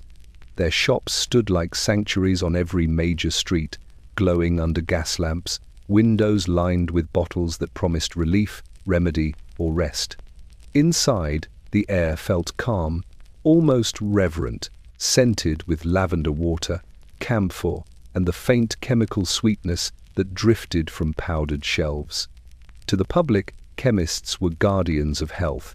To themselves, they were custodians of secrets they dared not voice. For arsenic lived in their drawers, their jars, their ledgers, and they knew it. Some chemists were ignorant of its full danger. Others suspected. A few understood entirely. But nearly all of them, respectable men in spotless aprons, chose silence. At Hartwell and Sons on Fleet Street, Mr. Alistair Hartwell, a man of silver hair and refined manner, polished his spectacles while observing the steady flow of customers. His assistants moved quickly behind the counter, scooping powders and bottling tinctures with the efficiency of men who had never known the luxury of hesitation. Each morning, Hartwell reviewed the shop's records and noted the same unsettling reality. More arsenic sold this week, even more the week before. A troubling increase in requests, especially from households with recent illnesses. He told himself it was coincidence. He told himself the city simply battled rats. He did not tell himself the truth. Occasionally, a customer would ask questions that made Hartwell's stomach shift. Is this safe for use in the pantry? My husband says the wallpaper smells peculiar. My daughter fainted after sewing in her room. Could it be the paint? Hartwell's answers were smooth, practiced, and deliberately vague. Quite safe when used responsibly. The odor is common, simply the oils in the pigment. Paints release vapors, yes, but nothing harmful. The lie came easily, for to acknowledge danger would mean acknowledging responsibility, and responsibility carried costs no Victorian businessman wished to bear. In the back room, where the lamps burned dimmer, jars of arsenic gleamed with pale brilliance. Some bore official labels, others were marked only with shorthand, quiet reminders of the many times the substance passed across the counter, wrapped in crisp white paper. One evening, Hartwell discovered a letter on his desk from the Royal College of Chemistry. It mentioned alarming studies from Germany and reports of wallpaper causing illnesses across Europe. Arsenical pigments were under scrutiny, the letter said. Caution was advised. The handwriting grew firmer near the conclusion. The public must be protected. Hartwell folded the letter without finishing it. Protected? From what the public demanded to buy? From the very pigment that fueled his profits? The powder that filled half the drawers in his shop? From the green wallpapers gracing the homes of his most elite customers? He placed the letter into a drawer and shut it with a quiet click. London chemists met privately, behind closed doors, in rooms where lamps flickered and conscience felt unwelcome. Some argued they should restrict arsenic sales. Others feared repercussions. Lost customers, public panic, accusations of negligence. At last, as the hour grew late, they agreed upon the safest path. Say nothing. Sell as usual. Trust that London would blame anything but them. And indeed, London did. Doctors blamed miasma, mothers blamed drafts, servants blamed exhaustion, clergymen blamed sin. Not one of them blamed the chemist, who weighed arsenic on brass scales and sent it home nestled between lozenges and lavender sachets. But silence cannot soften the truth. It can only delay its landing. One night, long after the shop had closed, Hartwell remained at his counter, staring at his own reflection in the darkened window. Behind him the shelves glimmered with bottles, some healing, some deadly. He rubbed a trembling hand across his face, feeling the weight of years and guilt settle into his bones. He whispered into the empty shop, "We knew. God forgive us." We knew. But no forgiveness came. Only the faint, cold shimmer of arsenic dust, catching the lamplight beautiful, silent, and patient. For while chemists looked away, London continued to breathe its death. And the powder they sold without question would soon force the city to confront the truth they had long denied. In most Victorian shops, danger presented itself plainly. Sharp tools behind glass, boiling vats behind factory doors, machinery clattering its threats in broad daylight. But in the apothecary on Dorset Lane, danger lived in silence, tucked neatly behind a walnut cabinet whose polished surface reflected the warm glow of gas lamps. It was a beautiful piece of furniture, imported from Vienna, carved with curling vines and brass handles that gleamed like gold. Customers often admired it. None of them imagined it was the most perilous object in the room. Mr. Thaddeus Collingwood, a chemist of impeccable posture and thinning patience, kept this cabinet locked at all hours. Keys jingled softly at his waist, announcing his authority with each step. Behind the doors lay a private, methodical arrangement of powders, tinctures, and crystals, each labelled, each measured, each deadly in the wrong hands. This was the cabinet where Collingwood stored what he called the serious compounds. It was also, unknowingly, an archive of London's concealed afflictions. On the top shelf dwelled laudanum, its amber glow deceptively inviting. Below it, strychnine crystals rested like tiny shards of frost, innocent only in appearance. But the most striking jar, the one Collingwood touched with a reverence bordering on dread, was the arsenic. Its contents sparkled faintly, catching the lamplight the way snow catches moonlight. He opened the cabinet only when necessary, each time convinced he felt the room shift as though the toxins exhaled into the air. One fog-heavy afternoon, a soft knock rattled the shop's door. A wealthy widow entered, wrapped in mourning silk, her eyes red but resolute. She requested something for the mice troubling her larder. Collingwood hesitated, keys trembling slightly as he unlocked the cabinet. Arsenic lay waiting. The widow watched him weigh the powder with unblinking curiosity. "It is remarkable," she murmured, "that such a small quantity can vanquish so persistent a creature." Collingwood forced a smile. "Indeed, madam, but great care must be taken." She nodded, but her gaze lingered too long, first on the powder, then on the cabinet itself, as though she sensed the quiet power gathered behind its wooden doors. When she left with her small white packet, Collingwood shut the cabinet quickly, too quickly, and in the brief moment before the doors sealed, he saw it, a cloud of fine dust rising from one of the shelves, disturbed by his movements. It shimmered, suspended in the air like a pale ghost. He coughed once, lightly, dismissively, but the taste that settled on his tongue was unmistakable. Metallic, bitter, wrong. He stepped back. The cabinet loomed taller than before. Over the next weeks, the gloom surrounding the cabinet grew heavier. Apprentices whispered that simply standing near it made them light-headed. One boy swore he saw a faint green glow between the cracks at night, though the others teased him mercilessly. Still, none dared open it without Collingwood's command. The cabinet had become a thing of whispers, an object treated with reverence only given to relics or coffins. Rumours spread quietly among the shop staff of customers who had returned ill too frequently, and always within days of purchasing something from the cabinet. Collingwood brushed off the concerns. But each night, after the lamps were dimmed, and he stood alone amidst the scent of lavender and chemicals, he felt the truth closing in around him. He reviewed his ledger, tracing entries with a trembling finger. A young governess, a merchant's wife, a solicitor, a servant from Bloomsbury, all respectable, all ill, all customers who had carried white packets folded from a single sheet of paper. Behind him, the cabinet loomed in the half-dark, silent and self-contained like a tomb holding secrets within its carved walls. Collingwood locked it once more, turning the key with a sharp click. But even as he did, He imagined he heard something shifting inside, the faint rustle of powder settling, or the quiet sigh of a city poisoning itself, one polite purchase at a time. For in Victorian London, death did not always arrive with drama. Sometimes it lived in a cabinet, beautiful, polished, and waiting for the next knock at the door.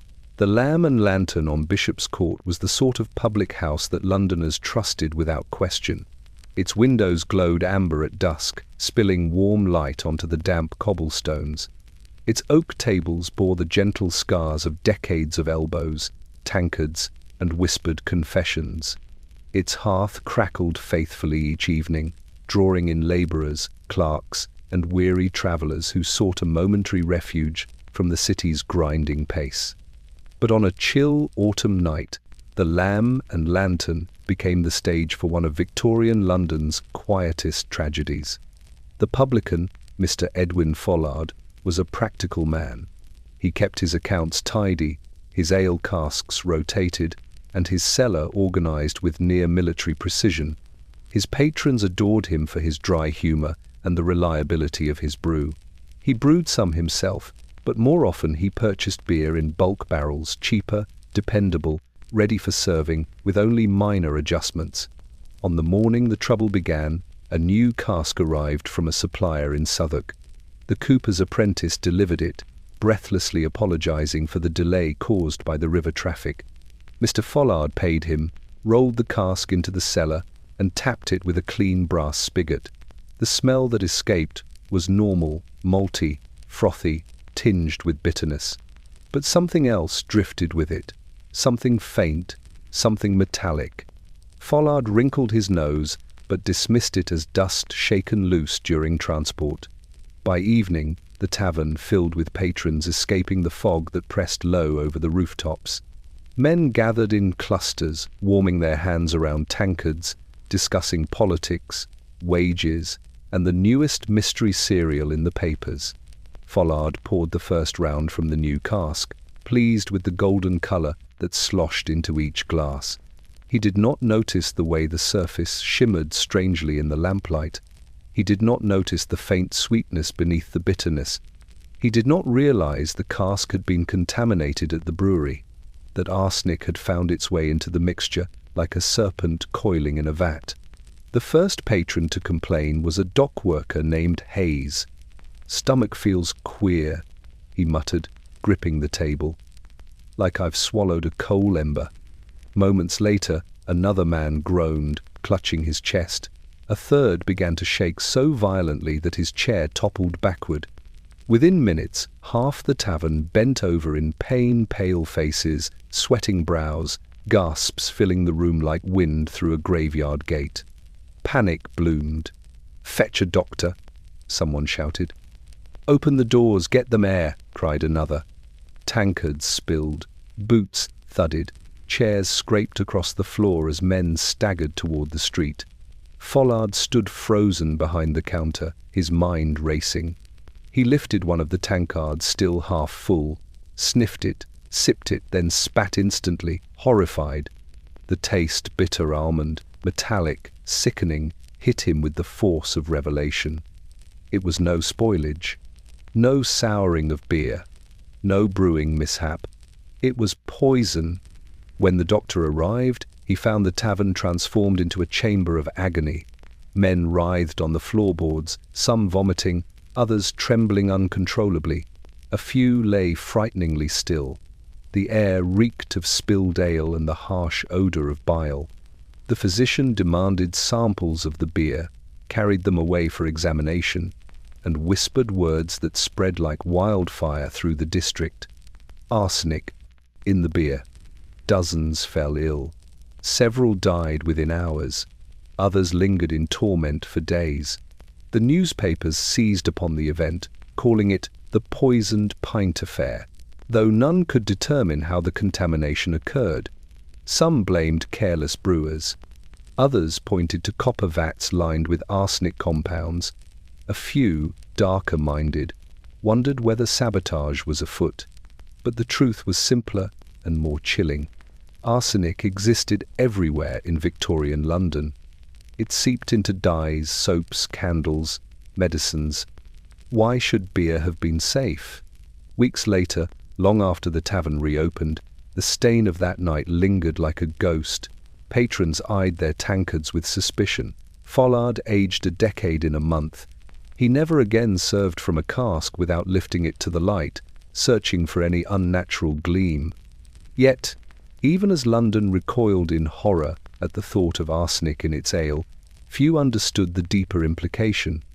If poison could slip unnoticed into something as communal, as ordinary, as beloved as beer, then no corner of the city, no table, no nursery, no parlour was beyond its reach. For months, London had murmured its unease quietly, cautiously, behind lace curtains and in the dim corners of apothecaries. But the beer deaths changed everything. There was something profoundly unsettling about poison slipping not through a single household, nor through a fashionable wallpaper, nor through a governess's hand cream, but through a public drink poured into 1,000 tankards in 1,000 taverns across the city. Beer belonged to London the way fog did. It was the equalizer of classes, the comfort of labourers, the nightly ritual of clerks and sailors alike. And when beer became lethal, London finally began to wake. Newspapers, once timid about naming arsenic directly, now printed the word in bold black letters that trembled with accusation. "The poisoned pint!" screamed one headline. "Death hiding in the barrel!" shouted another. Suddenly, what had been dismissed as isolated misfortunes, governesses falling ill, children coughing themselves to sleep, gentlemen collapsing after supper, appeared grotesquely interconnected. Arsenic had woven itself through every stratum of the city, and London, at last, had noticed. Physicians gathered in urgent meetings, their faces pale beneath the gas lamps as case after case aligned with chilling precision. They compared symptoms previously brushed aside as gastric disturbances or female frailty. They examined patients whose skin had yellowed subtly, whose hair thinned without explanation, whose breaths carried a faint bitterness. The more they investigated, the heavier the truth became. Arsenic was everywhere. In clothes, in dyes, in cleaning powders, in rat poisons that drifted on the hands of servants and mothers alike. Even in the elegant wallpapers of Mayfair drawing rooms. One doctor, a man usually calm, slammed his fist upon a table during a heated discussion. "We have allowed beauty to kill us," he declared. "We have sold it by the yard." Meanwhile, chemists, men who had long comforted themselves with polite evasions, found themselves under scrutiny. Their shops were inspected, their labels questioned, their records examined. Some protested their innocence. Others turned visibly pale when asked about the quantities of arsenic they had dispensed in recent years. Still others, quieter and more fearful, simply closed their shutters early and hoped the storm would pass. Public meetings erupted in town halls. Housewives demanded safer wallpapers.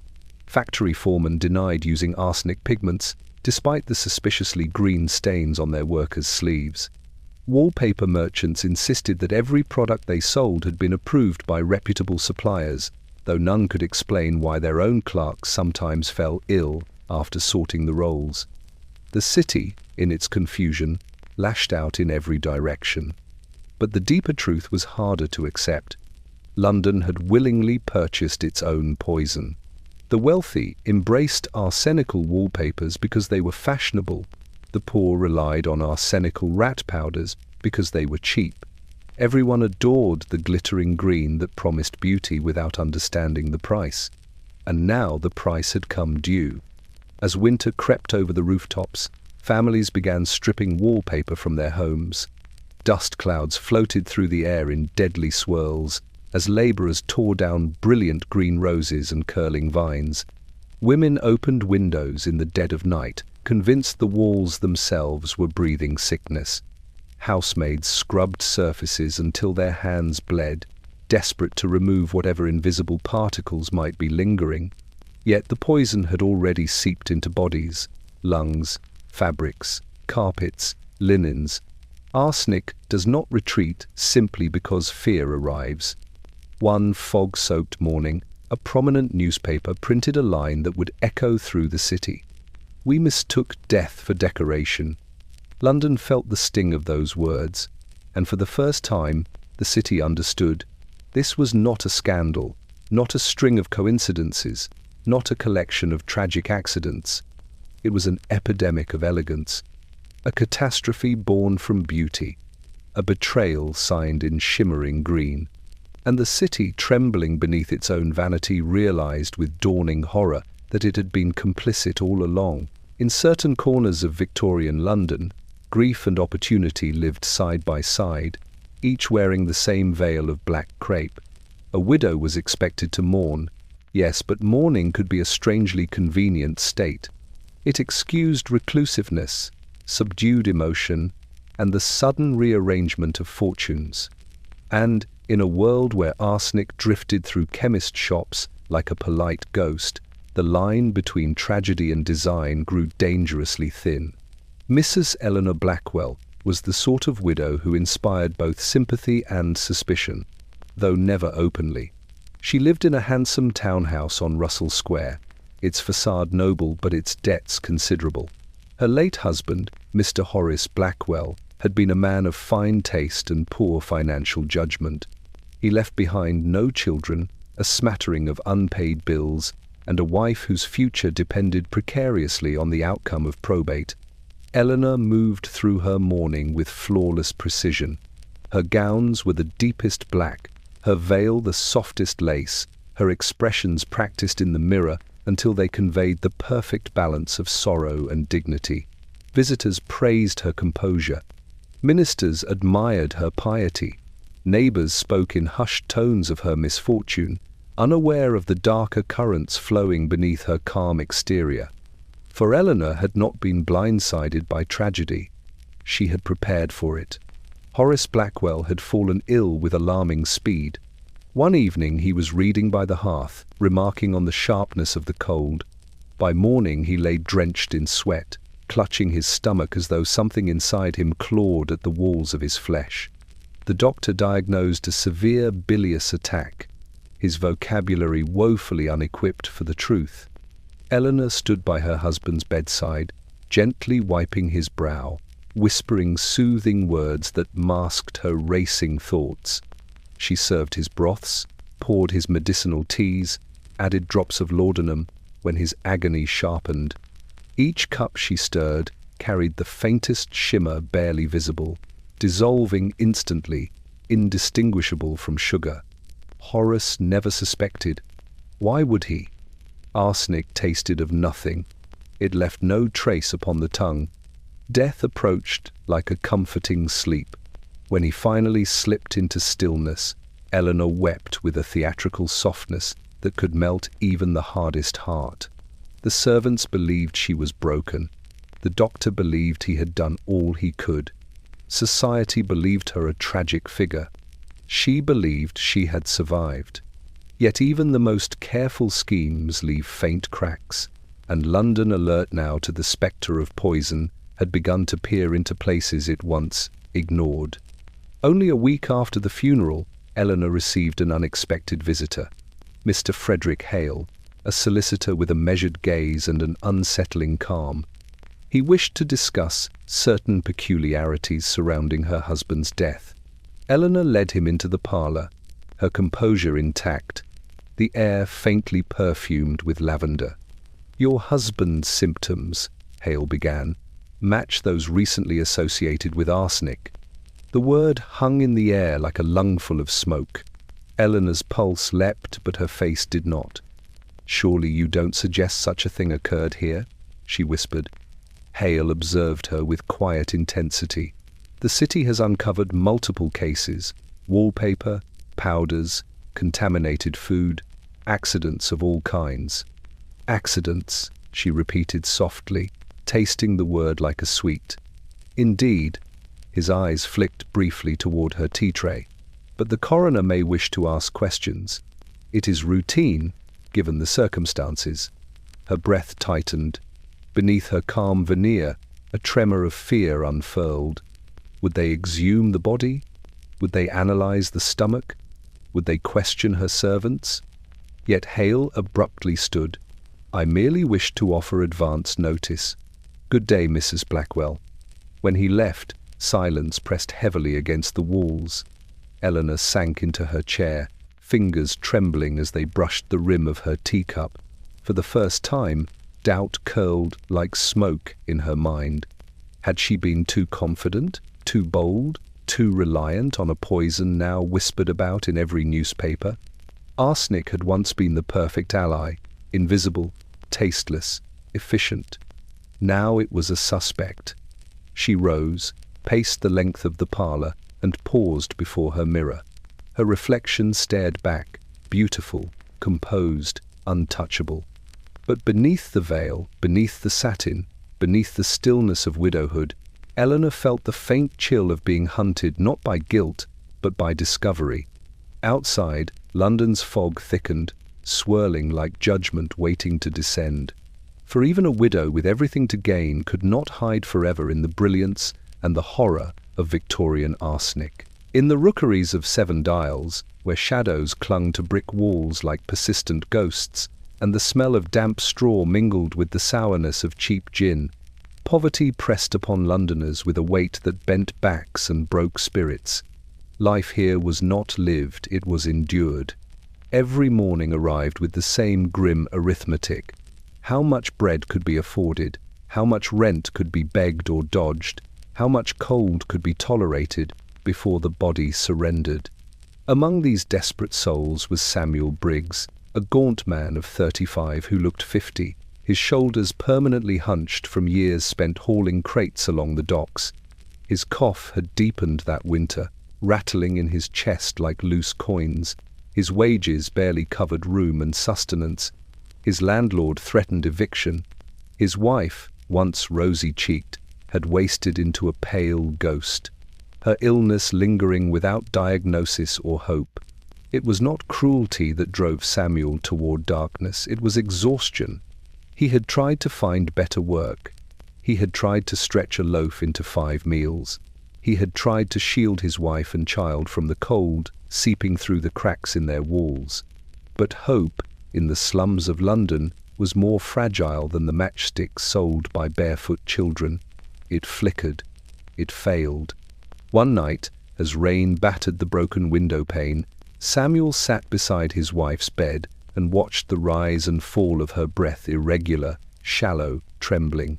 She whispered his name with fearful eyes, asking whether they would be turned out tomorrow. Samuel lied softly, stroking her hair, though he knew the landlord's threats were more certain than sunrise. When she finally drifted into uneasy sleep, Samuel descended the narrow staircase to the street, desperation pulling him toward the only place still open at that late hour, the chemist's shop at the edge of Covent Garden, where the apothecary kept longer hours to catch the custom of those who feared daylight judgment. The shop door chimed weakly. Shelves glimmered in lamplight. The scent of menthol and lavender mingled with something sharper, metallic. A young clerk glanced up from his mortar and pestle. "How may I help you, sir?" Samuel hesitated. Shame tightened his throat, but hunger and fear loosened it again. "Something for rats," he murmured. "We've no end of them at our lodging." The clerk nodded, retrieving a small packet of arsenic from behind the counter. He handled it with casual familiarity, folding it neatly into paper, as though it were no more dangerous than flour. He did not ask about the lodging. He did not inquire about the rats. He certainly did not consider what desperation might drive a man to do. Samuel paid with the last coins in his pocket. Back in his squalid room, he sat at the table, staring at the paper packet. His wife slept fitfully. Their child whimpered in her cradle. The dim candlelight cast trembling shadows across the stained wallpaper, where moisture curled the edges like peeling bark. He unfolded the packet slowly. The powder sparkled faintly like frost on a winter morning, like crushed stars, like salvation disguised as beauty. Samuel had never intended to use arsenic for harm, but poverty redefines morality with brutal efficiency. A man who cannot feed his family begins to question the purpose of prolonging their suffering. He considered mixing the powder into the meager gruel he shared with his wife. He imagined the sudden quiet, the escape from hunger, from cold, from dread. He envisioned peace spreading over her features instead of pain. His hands trembled violently at the thought. But then he heard a sound, a soft, sleepy cry from the cradle. He turned. His daughter reached toward him with tiny fingers curled like petals. His breath broke. The powder in his hand seemed to grow heavier, so heavy he could no longer bear it. Samuel rose abruptly, crossed the room, and threw open the window. The wind bit at his skin, sharp as judgment. Without hesitation, he flung the paper packet into the night. It burst somewhere below, disappearing into the darkness. He slid down the wall, pressing his forehead to his knees, shivering not from cold, but from the monstrous thought he had nearly allowed to bloom. His wife stirred, his daughter whimpered again, and Samuel understood something with painful clarity. He still wanted escape, but not through death. He would fight another day, clawing through the city's indifference as long as breath remained in his lungs. For in the slums of London, choosing life was the bravest rebellion of all. Yet even as Samuel Briggs cast away his poison, hundreds of others in the city clutched theirs. And not all chose mercy. In the refined hush of Belgravia, where lamplit streets glowed like polished brass and fortunes passed as quietly as whispers, danger rarely appeared in the form of violence. It slipped instead through drawing rooms in the guise of affection, through teacups in the guise of courtesy, through family in the guise of protection. And nowhere was this deception more exquisitely staged than in the life of Miss Charlotte Ashbury, an heiress whose fortune made her at once cherished, envied, and perilously exposed. Charlotte lived with her guardian, Mr. Silas Harwood, in a townhouse whose symmetry and elegance drew admiration from all who passed. Her inheritance, guarded until her 21st birthday, was substantial enough to attract suitors like moths to a candle flame. Yet Charlotte herself possessed no such glittering hunger for admiration. She was gentle, soft-spoken, fond of novels and garden strolls. Her smile was the quiet sort, the kind that warmed rather than dazzled, and therein lay her vulnerability. Mr. Harwood, appointed by her late father, was a man of respectable standing but diminishing means. His investments had soured, his debts multiplied, his friends whispered of his declining luck, yet his wardrobe remained immaculate, his manners polished, and his composure unbroken. Charlotte, unaware of his financial ruin, trusted him implicitly. It was Harwood who insisted she drink her nightly tonic, an amber liquid he claimed would fortify her constitution. It was Harwood who insisted the parlour's new green wallpaper brightened her spirits. It was Harwood who insisted she avoid long walks, claiming the autumn air was treacherous. It was Harwood, too, who began to watch her with a gaze too calm, too patient. Charlotte's symptoms began subtly: a faint fatigue after supper, a dryness in her throat, slight trembling in her fingers while holding her embroidery needle.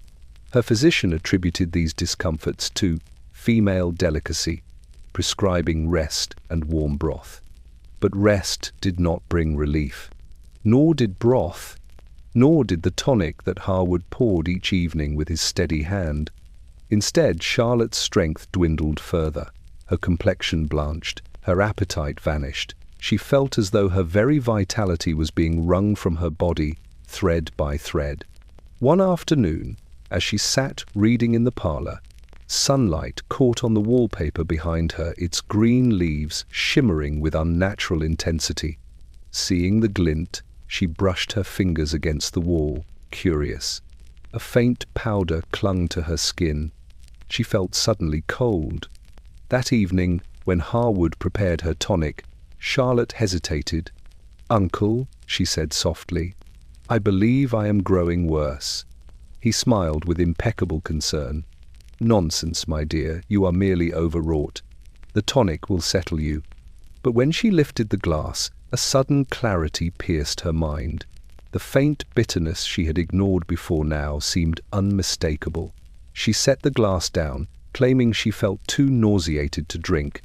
Harwood's expression tightened barely, but Charlotte saw it. Fear. His fear. That night, Charlotte could not sleep. She turned over in her mind every detail: her worsening condition, the shimmering wallpaper, the tonic's taste, the way Harwood's eyes followed her so intently. A dreadful hypothesis formed, growing heavier with each passing hour. At dawn, she rose quietly and descended to the kitchen, where the cook had just lit the morning fire. With trembling hands, Charlotte asked for a spoonful of the tonic. The cook frowned at the request, but obliged.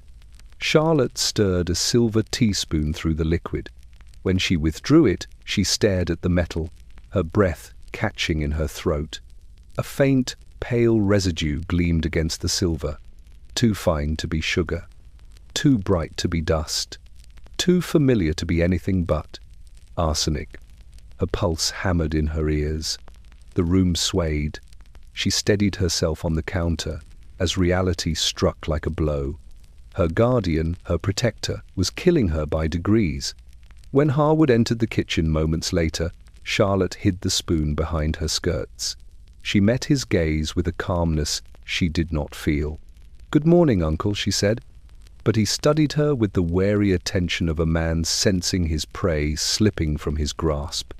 Charlotte understood then that her survival depended not on confrontation, but on escape and secrecy. For Harwood was too desperate, too financially trapped, too invested in her inheritance to allow suspicion to bloom.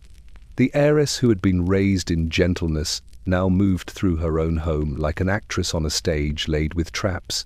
Every cup, every meal, every gesture became a danger.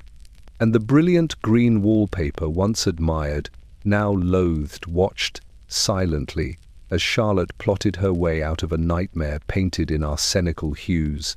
In Victorian households, cooks occupied a peculiar place, both indispensable and invisible. They ruled the kitchen with iron spoons and fiery tempers. Yet their authority ended at the dining room door. They heard everything, saw everything, and spoke almost nothing. But sometimes silence became a burden too heavy to carry. Mrs. Prudence Hartley had served the Ashbury household for 11 years. She was stout, dependable, and known for pies so perfectly spiced that guests often insisted on second servings. But what truly distinguished her was her instinct, sharp as a butcher's knife, honed by years of observing the subtle malice that occasionally simmered beneath genteel civility. And lately, something foul simmered in this house. Miss Charlotte Ashbury, once rosy and bright-eyed, had grown pale as candle wax. She moved with fragile grace, her steps unsteady, her breaths shallow. She barely touched her meals. The sparkle in her eyes had dimmed to a worrying flicker. Mrs. Hartley watched it all, spoon in hand, heart growing heavier by the day. It began weeks earlier, when Mr. Silas Harwood, Charlotte's guardian, started visiting the kitchen with unusual frequency. He was never a man given to domestic interest, yet suddenly he inspected the broth pot, asked about spices, inquired about Charlotte's digestion. He made suggestions about her meals, too many suggestions. "Perhaps something milder tonight, Mrs. Hartley," he would say. Or, "Add a bit more sweetness to her tea. She finds bitterness unpalatable." His tone was always polite, too polite. And each time he left, Mrs. Hartley felt an unease settle upon her like soot. Then came the tonic. It arrived in a small, amber bottle labelled in Harwood's elegant script. "Administer nightly," he instructed. "For her nerves." Mrs. Hartley obeyed at first, but the smell of the tonic troubled her. It held a faint chemical sweetness, cold, unnatural, like sugar mixed with metal. She tasted a drop on the edge of her finger one night, and though it carried almost no flavour, something in her body recoiled. She poured Charlotte's dose with shaking hands. She watched the girl's complexion grow worse. She watched her hair lose its lustre, her hands tremble, her appetite fail. And Mrs. Hartley understood, in the slow, dreadful way that truth often dawns. She was feeding poison to the girl she had known since childhood. The fear that gripped her was profound. What could she do? A servant's accusation meant nothing against the word of a guardian, and Harwood was powerful, calm, believable, a man the world trusted. But cooks, by nature, keep secrets only so long, and Mrs. Hartley had reached her limit. One evening, as she prepared Charlotte's supper, Harwood entered the kitchen once more. His expression was unreadable. "Is the broth ready?" he asked.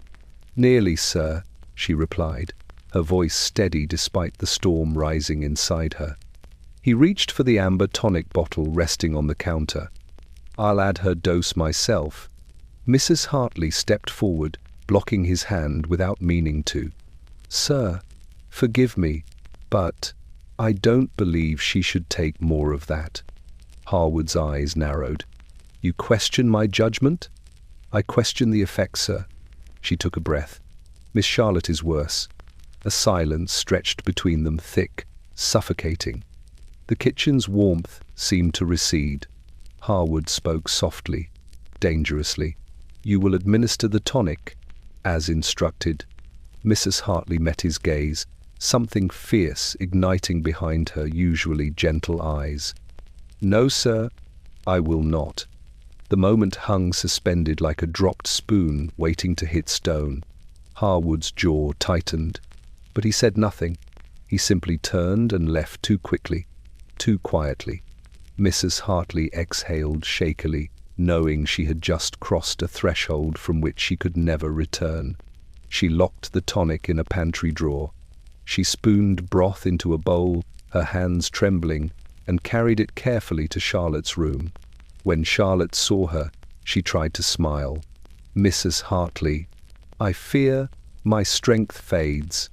"It won't fade any more, lamb," the cook whispered, brushing a cool hand over her forehead. "Not while I'm here." Charlotte looked confused. "Why do you say that?" "Because I've thrown out your poison," she said softly, "and because someone in this house aims to do you harm." Charlotte's eyes widened with terror, but also somewhere beneath the fear with relief. Downstairs, Harwood paced the parlor like a caged wolf, his plan unraveling thread by thread. For the first time, he faced an obstacle he had not anticipated, a cook who knew too much. And knowledge, in Victorian London, could prove every bit as dangerous as arsenic. In the modest parish of St. Mildred's, tucked between two soot-darkened terraces in Lambeth, life unfolded with the quiet predictability of a ticking clock. The church was small, so small that parishioners joked it could fit inside the nave of St. Paul's twice over and still leave room for the choir. Yet St. Mildred's possessed a charm all its own. Ivy curling around its stone walls, candles flickering dutifully before the altar, and a vicar whose kindness was considered as steady as the Sunday bells. Reverend Jonathan Whitcomb was a gentleman of 48, with soft grey eyes and spectacles that forever slipped down his nose. He ministered to the poor, comforted the sick, and knew every widow, every orphan, every drinking husband, and every squabbling couple within the parish boundaries. His sermons were warm rather than lofty, more concerned with compassion than doctrine. For years, he had been a trusted figure, one of the few people in Lambeth whom everyone agreed was incapable of wrongdoing, which made the scandal all the more shocking. It began with a will. Mrs. Henrietta Burston, a wealthy but lonely widow who attended St. Mildred's with unwavering devotion, died suddenly one autumn evening, her maid finding her collapsed beside her writing desk. Her health had been delicate, but the decline was abrupt, unnervingly so. A doctor declared it a weak heart distressed by nerves, and preparations for burial commenced without a whisper of suspicion. But when her solicitor unsealed her final will, the parish erupted. Mrs. Burston had left nearly her entire fortune not to distant relatives, not to charities, not even to maintain her impressive garden of imported roses, but to Reverend Whitcomb. It was a scandal so unexpected so deliciously ripe for speculation that tongues wagged for days before the ink on the probate documents could dry. "Imagine," whispered Mrs. Chalkley to Mrs. Penn at the greengrocer's, "leaving everything to the vicar. Everything." "And so suddenly," added Mrs. Penn, eyes wide. "One moment she is fine, the next she is gone. I never trusted that tonic she drank." "Oh? And who recommended the tonic?" Mrs. Chalkley leaned in dramatically. Both women turned to look at St. Mildred's as if expecting the church itself to confess. Reverend Whitcomb was horrified by the inheritance. He had not asked for it, had not known of it, had not desired it.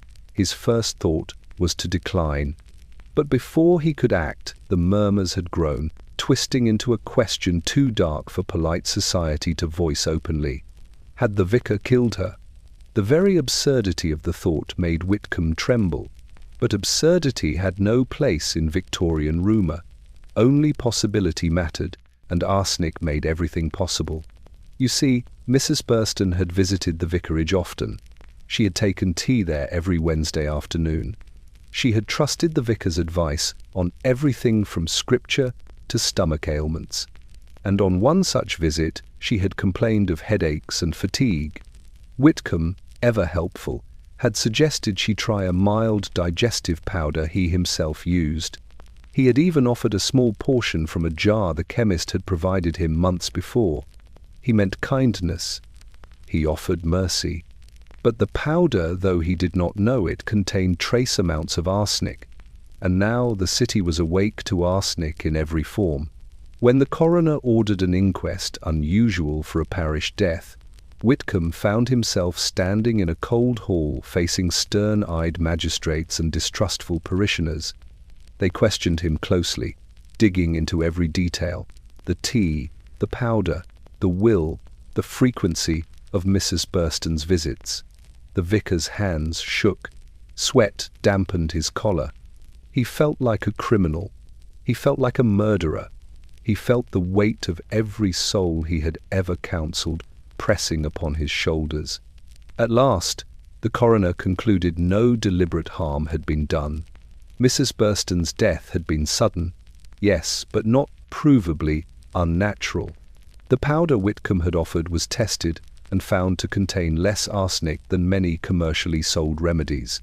The vicar was exonerated, but exoneration did not erase whispers. It did not erase suspicion. It did not erase the quiet chill that crept into the church pews whenever Whitcomb ascended the pulpit. For the parish had learned something unsettling. If arsenic could slip through the hands of a man as gentle, innocent, and guileless as Reverend Whitcomb, then no one, not even a vicar, stood safely outside its reach. And so St. Mildred's kept ringing its bells, but the tones felt hollow, as though mourning not the widow alone, but the innocence of a parish that had been forced to confront the possibility of poison in even its holiest spaces. Fleet Street was a river of noise by day, printers shouting, carriage wheels rattling, newsboys crying headlines into the wind. But by night, it changed character entirely. The gas lamps flickered with uncertain light, shadows stretched themselves over cobblestones, and the bustling crowds dissolved into a thin trickle of tired clerks and late-working editors.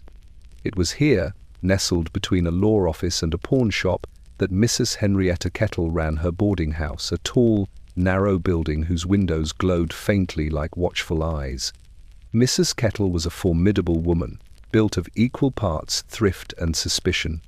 Her establishment catered to transient young men, journalists, clerks, apprentices, travelling salesmen, those who possessed just enough coin to afford a bed but not enough to afford privacy. She kept strict house rules, served meals promptly, and boasted that no one had ever died under her roof. Until the winter the arsenic came. The first boarder to fall ill was Mr. Julian Parquet, a soft-spoken law clerk who spent most evenings hunched over case files at the kitchen table. One night he complained of stomach pains, assuming it was the boiled beef. Mrs. Kettle insisted upon serving every Sunday.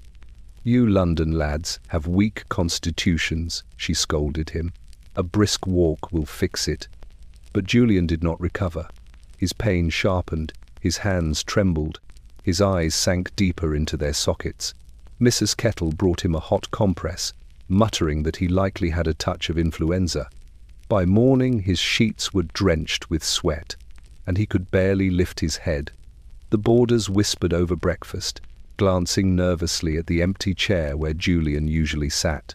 Their whispers swelled into dread when, 2 days later, another tenant, Mr. Alton Reeves, a printer's apprentice, collapsed on the stairwell, clutching his throat.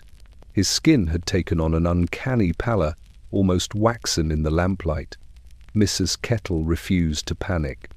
"It's the winter air," she insisted. "People catch chills. London's damp is a killer."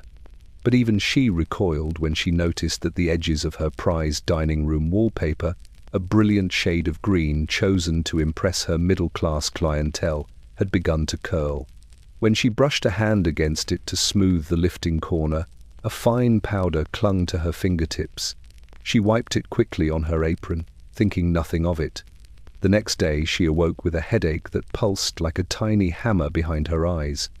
Meanwhile, the boarders grew increasingly fearful. They watched the symptoms spread like a pattern, first nausea, then vomiting, then trembling, then a strange metallic taste in the mouth. "It can't be coincidence," Reeves whispered from his sickbed. "Something in this house is poisoning us." The words hung over the boarding house like smoke. One evening, a young journalist lodging in the attic, Thomas Layton, decided to investigate. He had recently covered the tainted beer scandal and recognized the signs too clearly to dismiss. With a candle in hand, he crept down the narrow corridors, examining everything. The water jug, the food tins, the crockery, the stove. It was when he stepped into the dining room that he paused. The wallpaper shimmered, not brightly, not boldly, but just enough for the green leaves to catch the light in an unnatural, crystalline way. He touched the surface lightly. Powder lifted into the air, a faint, glittering mist. His breath froze. The pattern on the wallpaper was identical to the arsenical designs he had seen in the city's safety warnings. His heart pounded as he scraped a small sample into an envelope and ran into the night, heading straight for a chemist's shop. The test confirmed everything. Arsenic. Enough to poison an entire household. When he returned to Fleet Street, the boarding house felt eerily silent. Mrs. Kettle sat at the table with her head in her hands, too weak to stand. Reeves lay sprawled on the sofa, his breathing shallow.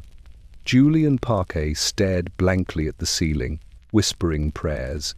Thomas burst in with the news. "The wallpaper, your wallpaper, it's deadly. It's shedding arsenic into the air." Mrs. Kettle looked up slowly, horror dawning across her face. "For months," she whispered. "I thought merely damp." The authorities were summoned. Doctors arrived. The wallpaper was torn down in frantic strips, each sheet releasing clouds of poisonous dust as it fell. Men wrapped scarves around their faces, coughing as they worked. The boarders huddled outside in the cold, trembling beneath blankets as dawn crept over London. Not all survived. The boarding house reopened months later, freshly painted in a plain, unremarkable beige.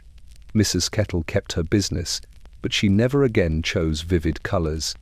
Nor did she speak of the winter when her home turned into a quiet engine of death. For on Fleet Street as across London, beauty had become an assassin, and no house, however humble, could escape its reach. In Victorian households, secrets rarely lived in locked desks or iron safes. They nestled instead among the ordinary objects of domestic life, between folded linens, behind flower tins, inside teapots left cooling on the stove. But nowhere were secrets more comfortably housed than in a woman's sewing basket. It was a world unto itself, spools of thread, thimbles, lace scraps, buttons waiting for resurrection. No man ever rifled through its contents, no servant dared disturb its arrangement. And that privacy made it the perfect place to hide something dangerous. Mrs. Adelaide Spencer, a quiet woman of modest means, kept her sewing basket beside her bedroom window, where the pale morning light fell gently across her mending work. Her husband, Mr. Gregory Spencer, entrusted to her the household stitching, the torn cuffs, the ripped pillowcases, the endless procession of clothes that required the invisible labor upon which respectable Victorian life depended. But Gregory entrusted her with little else. He was a stern man, prone to long silences and longer tempers, especially when the ledger books from his failing business arrived in the post. The marriage had grown thin as worn cotton over the past year. Adelaide spoke less. Gregory drank more. Their evenings passed not in conversation but in avoidance, two shadows crossing the same house without touching. The servants whispered that Mrs. Spencer's eyes had dimmed since her wedding day, their blue clouded with worry that never quite faded. And then, one afternoon, she purchased arsenic. She did not go to her usual chemist. She travelled across the river to a shop where no one would recognize her, her veil drawn low, her gloves tight around trembling fingers. She asked for rat poison in a voice so steady it frightened even her. The chemist handed her the white packet with polite indifference. The moment she stepped back into the fog, she pressed the folded paper to her chest. Its sharp corners seemed to pierce straight through her gloves, not painfully, but decisively, like a thought she had been avoiding for too long. At home, she tucked the packet into her sewing basket beneath layers of satin ribbons and embroidery floss. The concealed weight of it felt like a second heartbeat. Each night, as Gregory returned home in his increasingly foul moods, Adelaide's hand drifted unconsciously toward the basket. Her fingers grazed the wooden rim, as if drawing courage from its polished edge. She began to imagine possibilities, silent ones, final ones. With arsenic, she would never need to raise her voice, never need to confront him. The poison would do the speaking. Yet something in her resisted. Days passed, weeks. The packet remained unopened, its presence pulsing beneath spools of thread like a malignant star. And Adelaide grew thinner emotionally, morally, inwardly stretched by the tension of a decision she could neither embrace nor abandon. One evening, she found Gregory asleep in his chair, the lamplight catching his features in a moment of uncharacteristic softness. His hand rested atop the day's newspaper, the headline warning once again of arsenic dangers. She stared at him for a long time, at the man he had been, at the man he had become, at the man she feared he would always be. Something inside her tightened, then cracked. She rose quietly, retrieved the sewing basket, and lifted the packet from its nest.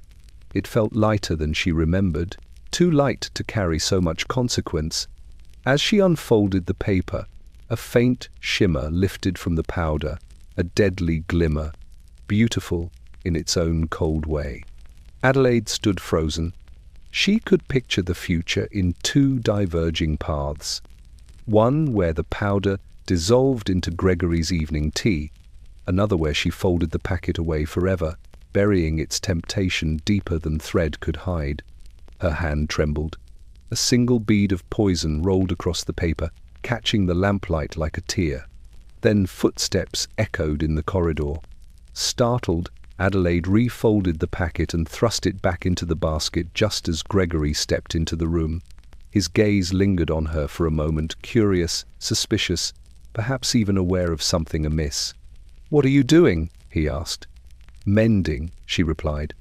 He grunted, none the wiser, and left her in silence. But after the door closed, she realized something chilling. Gregory had looked at the sewing basket. He had never looked at it before. A tremor of dread slid through her. She lifted the basket, pressed it to her chest, and carried it to her room. For the first time, she locked the door behind her. The arsenic slept inside its satin nest, patient as always. And Adelaide Spencer lay awake until dawn, listening to the soft creak of floorboards outside her door, wondering whether she was harboring a secret or whether her secret was now hunting her. In respectable Victorian households, dinner was not merely a meal, it was ritual. A husband's presence at the table signaled order, stability, and the smooth functioning of domestic life. His absence, therefore, became a statement louder than any quarrel. And when Mr. Percival Haddon stopped appearing at dinner in his elegant townhouse on Gloucester Road, his wife, Lydia, found herself rehearsing explanations she did not believe. At first, his excuses were innocuous. A late meeting, a sudden headache, matters at the office. But soon the excuses ceased altogether. Percival simply retreated to his study before the evening bell and closed the door with a finality that felt almost ceremonial. Lydia, left alone at a table set for two, stirred her soup and wondered when her marriage had collapsed into silence. Their union had always been courteous rather than affectionate. Percival was a banker, precise, cautious, and far more devoted to ledgers than to the woman he'd married. Lydia, once hopeful, had learned to interpret his moods like a second language. She knew when to leave him undisturbed, when to offer tea, when to feign frailty to avoid provoking irritation. But she did not know how to interpret the illness that began to creep over him. It started subtly, a wince when he rose from his chair, a hand pressed absently to his stomach. Lydia caught glimpses of him passing in the hallway, his complexion tinged with a faint sallowness that the dim gaslight exaggerated into something spectral. She asked once, timidly, whether he felt unwell. He dismissed her with a gesture. A trifling indigestion, nothing more. Yet the indigestion persisted. It worsened, and Percival grew more withdrawn. Lydia, fearing the distance widening between them, decided to revive their evening ritual. She prepared his favorite stew herself, slow-cooked beef fragrant with thyme, and carried it on a silver tray to his study. She knocked softly. No answer. She knocked again. Still nothing. At last she opened the door and found him slumped at his desk, his hands trembling near a cup of tea he had barely touched. Papers lay scattered before him, ink trails jagged and uneven. When he lifted his head, Lydia gasped. His eyes were sunken, rimmed with exhaustion. "You must eat," she whispered. But Percival recoiled from the tray. "I cannot. The smell, God, the smell." Lydia lifted the bowl, confused. It smelled only of herbs and broth. She glanced at the tea beside him. The faint steam rising from the cup carried a strangely bitter edge. "Who prepared this?" she asked softly. "I did," he muttered. "I couldn't bear to wait." She studied the cup more closely. A peculiar shimmer coated the rim, subtle but undeniable in the lamplight. Her stomach tightened. She had seen such a shimmer before on wallpaper dusted with Sheely's green, on powder jars touched by careless chemists, on objects that should have been harmless but were not. "Percival," she whispered, "what have you added to your tea?" He flinched as though struck. His silence grew thick, suffocating the room. At last he spoke, voice cracking under the weight of truth he had tried too long to ignore. "It is nothing," he insisted. "Merely a tonic, a little powder for the nerves. I've taken it for weeks." "A powder?" Lydia felt the world tilt beneath her. "From where?" Percival's gaze dropped to the drawer of his desk. Inside, Lydia found a small paper packet folded with the precision of a chemist's hand. When she opened it, a pale dust drifted into the air, beautiful, crystalline, deadly. Arsenic. Her breath caught. Her heart pounded with a terror so profound she felt rooted in place. "Where did you get this?" she pressed, her voice trembling. Percival swallowed hard. "I visited the apothecary on Kensington High Street. He said it would sharpen the mind, ease fatigue. A harmless restorative, so he claimed." Lydia sank into the nearest chair, visions swimming. Her husband had been poisoning himself unknowingly, night after night. The distance she felt between them was not emotional, it was mortal. She reached for his hand. It was cold. "Percival," she whispered, "you must stop. You must see the doctor at once." But he shook his head, stubborn pride etched into every line of his face. "The doctor will blame nerves. He always does. Nerves, Lydia, as though a man's constitution could be mended with warm milk. A violent tremor seized him. He bowed over the desk, knuckles white against the wood. Lydia sprang up. She called for the servant. She opened windows. She shouted for help, violating every rule of decorum she had polished into habit. And as the household scrambled into panic, Lydia felt the truth settle upon her like a shroud. Percival had not stopped coming to dinner because he wished to avoid her. He had stopped coming because he was dying quietly, slowly, and with every sip he took from a cup he believed would make him stronger. By morning, the household physician confirmed her worst fear. Percival's lungs rattled with damage, his pulse faint, his stomach ravaged by toxin. Lydia sat beside his bed, holding the hand of a man she barely knew and yet had shared a life with. For the first time, she felt a surge of something unexpected, not sorrow alone, but fury.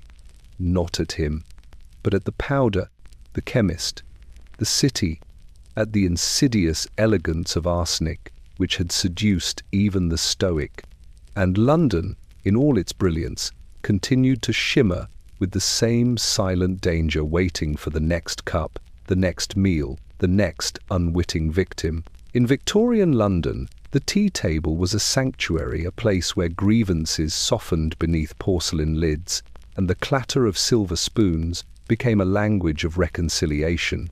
Families who could not agree on politics or religion or marriage prospects could still agree, unfailingly, on tea. It was the one ritual that bound households together, smoothing edges and stitching civility into the evening hours. Which is why the Hawthorne household never expected destruction to bloom from something so delicate as a teacup. The Hawthornes of Bloomsbury were an enviable family. 3 daughters, 1 son, and a mother whose hospitality was matched only by her pride. Their drawing room hosted modest soirees and gossip-filled afternoons. Their table overflowed with plum cakes, lemon biscuits, and, always, tea brewed perfectly to Mrs. Hawthorne's preference, strong, fragrant, poured from her prized Wedgwood pot. Into this otherwise harmonious home returned Edward Hawthorne, the eldest child and sole heir, recently dismissed from his post at a shipping firm. His arrival was not celebrated but endured. Edward carried with him a bitterness heavier than his luggage and a resentment that seemed to thicken the air of the house. He had always felt overshadowed by his sisters, particularly Clara, the sharp-minded middle daughter, whose marriage prospects had drawn admiring glances from half of London. Clara's charm, her laughter, her effortless grace, they were everything Edward lacked, and he despised her for it, with the quiet intensity of a man who believed life favoured the undeserving. At first, his return merely strained the household. Tension fluttered beneath the politeness like dust beneath a carpet. But soon, subtler changes crept into the family's daily rhythms. Mrs. Hawthorne complained of headaches. Clara grew pale and lethargic. Even the youngest, sweet-tempered Amelia began to experience bouts of nausea that left her trembling. Only Edward remained robust. One evening, during tea, Clara lifted her cup and paused. Something shimmered at the bottom, so faint, so delicate, she might have missed it had the lamplight not struck the porcelain at just the right angle. A fine residue, pale, crystalline, unmistakable to anyone who had read the newspaper's endless warnings. Her breath flattened like pressed paper. She set the cup down slowly. "Mother, the tea tastes strange." Mrs. Hawthorne frowned. "Nonsense, dear, this is the same blend we've used for years."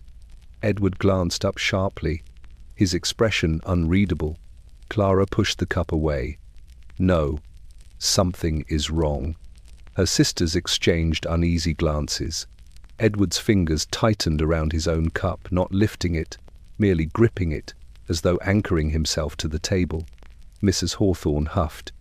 "It is your nerves, Clara. You've worked yourself into a state." But Clara rose from the table and carried her cup to the window, tilting it carefully.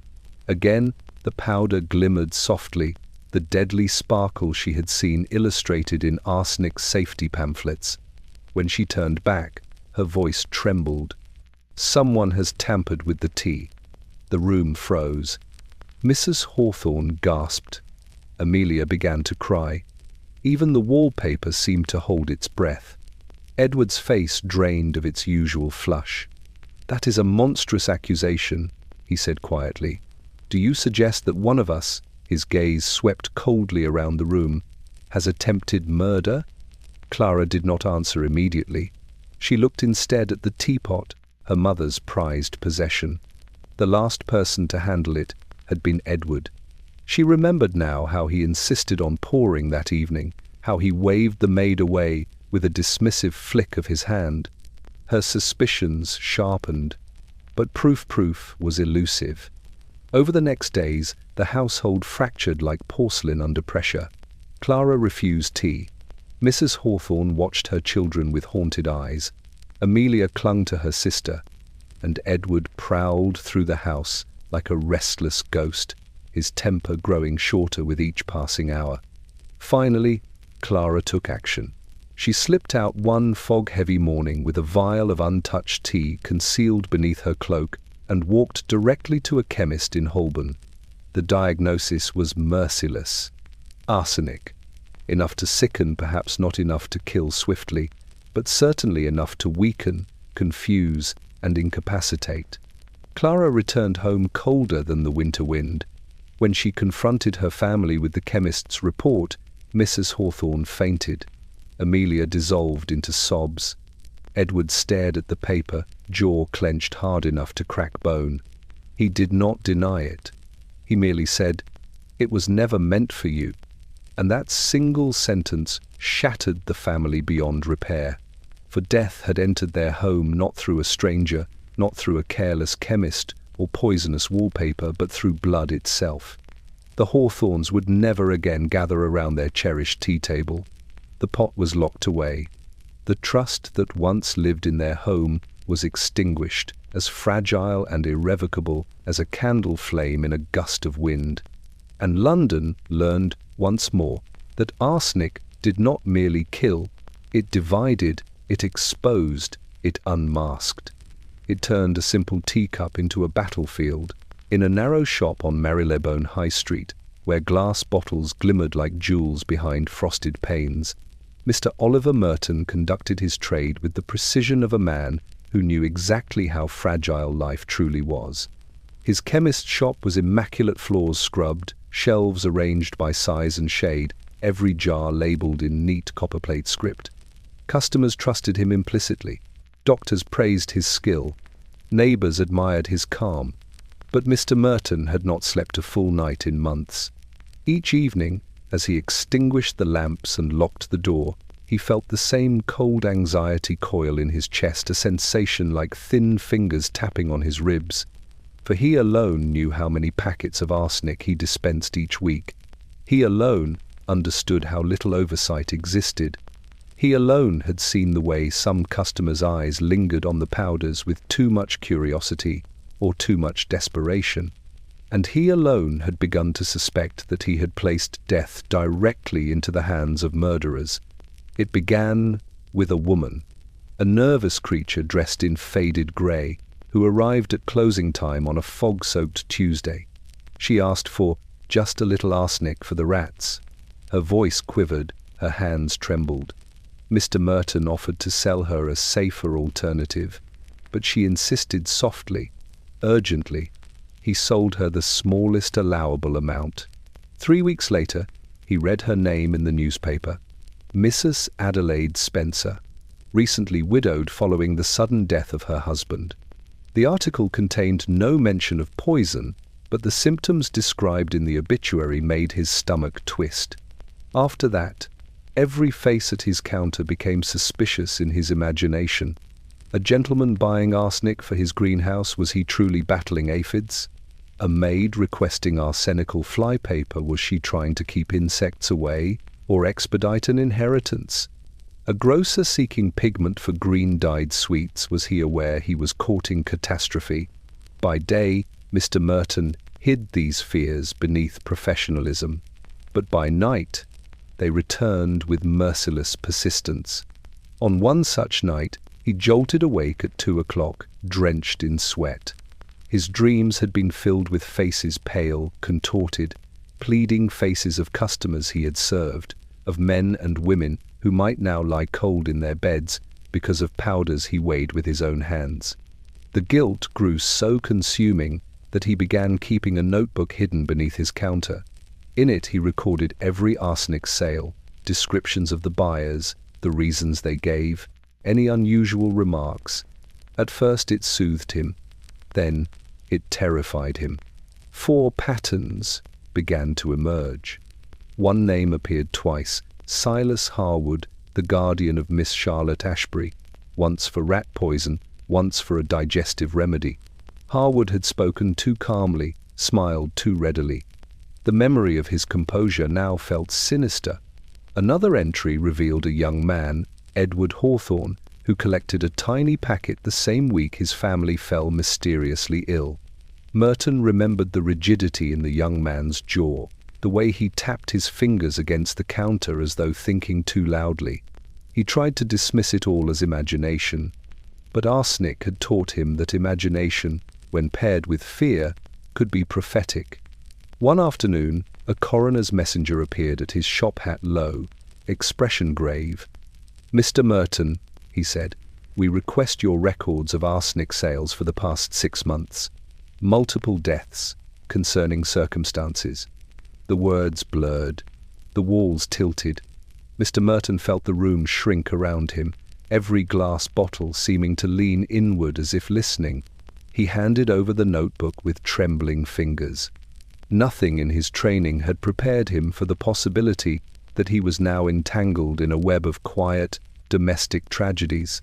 He thought of Mrs. Spencer, of Harwood, of the Hawthorne tea table, of countless others whose names he had sold arsenic to without question. That night, after the messenger left, he did not close the shop immediately. Instead, he sat on his stool, head in his hands, listening to the faint ticking of a clock that grew unbearably loud. He realized then that he had become the city's unwilling accomplice, a man who dispensed poison as casually as sugar, a man whose scales, though precise, could not measure intention, a man haunted by the knowledge that every polite transaction might have been a prelude to death. At dawn, he finally rose, extinguished the lamp, and locked the shop. But sleep did not claim him. It never would again, not while London breathed arsenic in every shade, every powder, every glimmering grain. For the chemist who could not sleep had learned the cruelest truth of all. He feared arsenic not because it killed, but because he had helped it find its victims. London had tolerated arsenic for far too long. It had accepted it in wallpapers, in cosmetics, in children's toys, in tonics disguised as miracles. It had brushed aside illnesses, ignored quiet deaths, and soothed itself with the belief that progress was always benevolent. But the city's patience, like its lungs, had limits, and by the early winter of 1854, those limits began to fray. The first spark came from the newspapers. A thin column printed in the Daily Courier described a troubling pattern of ailments, in several boroughs vomiting, trembling, sudden collapses. The article was cautious, almost apologetic, hinting at arsenic but naming nothing outright. Days later, a competing newspaper published a bolder piece. "Is London being poisoned?" The headline struck like a match in a city soaked with fear. Suddenly, everyone was reading, whispering, remembering. The governess who had died after her evening tea, the tenant who collapsed at the boarding house, the widower who wasted away in days, the Hawthorne sisters, pale as wax, the beer scandal, the tonic deaths, the green wallpaper. Threads that once seemed separate now braided themselves into a single, horrifying tapestry. People gathered at street corners, talking in tense clusters beneath the fog. Chemists found their shops crowded not with customers seeking poisons, but with customers demanding explanations. Doctors were summoned to homes where no one trusted the wallpaper, or the cosmetics, or the sweets, or the tea. Fear settled over London like the soot that clung to its chimneys. But fear alone does not ignite outcry. Outcry requires anger, and anger arrived swiftly, delivered by a woman with trembling hands and a heart scraped raw. Mrs. Harriet Dunning had lost her son, an otherwise healthy boy of 8, after he ate a handful of green-dyed sugar drops purchased from a street vendor. The doctor called it summer sickness, but Harriet, grieving and haunted by the strange, luminous shade of the sweets, brought the remaining pieces to a chemist. When the chemist broke the candy and examined its powdery interior, he stepped back as though struck. "Arsenic," he whispered. The word tore something open inside her. The next morning, Harriet Dunning stood in the middle of Covent Garden Market, where voices usually rose in cheerful haggling, and shouted the truth with a fury that rattled the air. "They killed my boy," she cried, holding up the blue paper parcel of sweets. "They sold poison to a child, and they call it progress.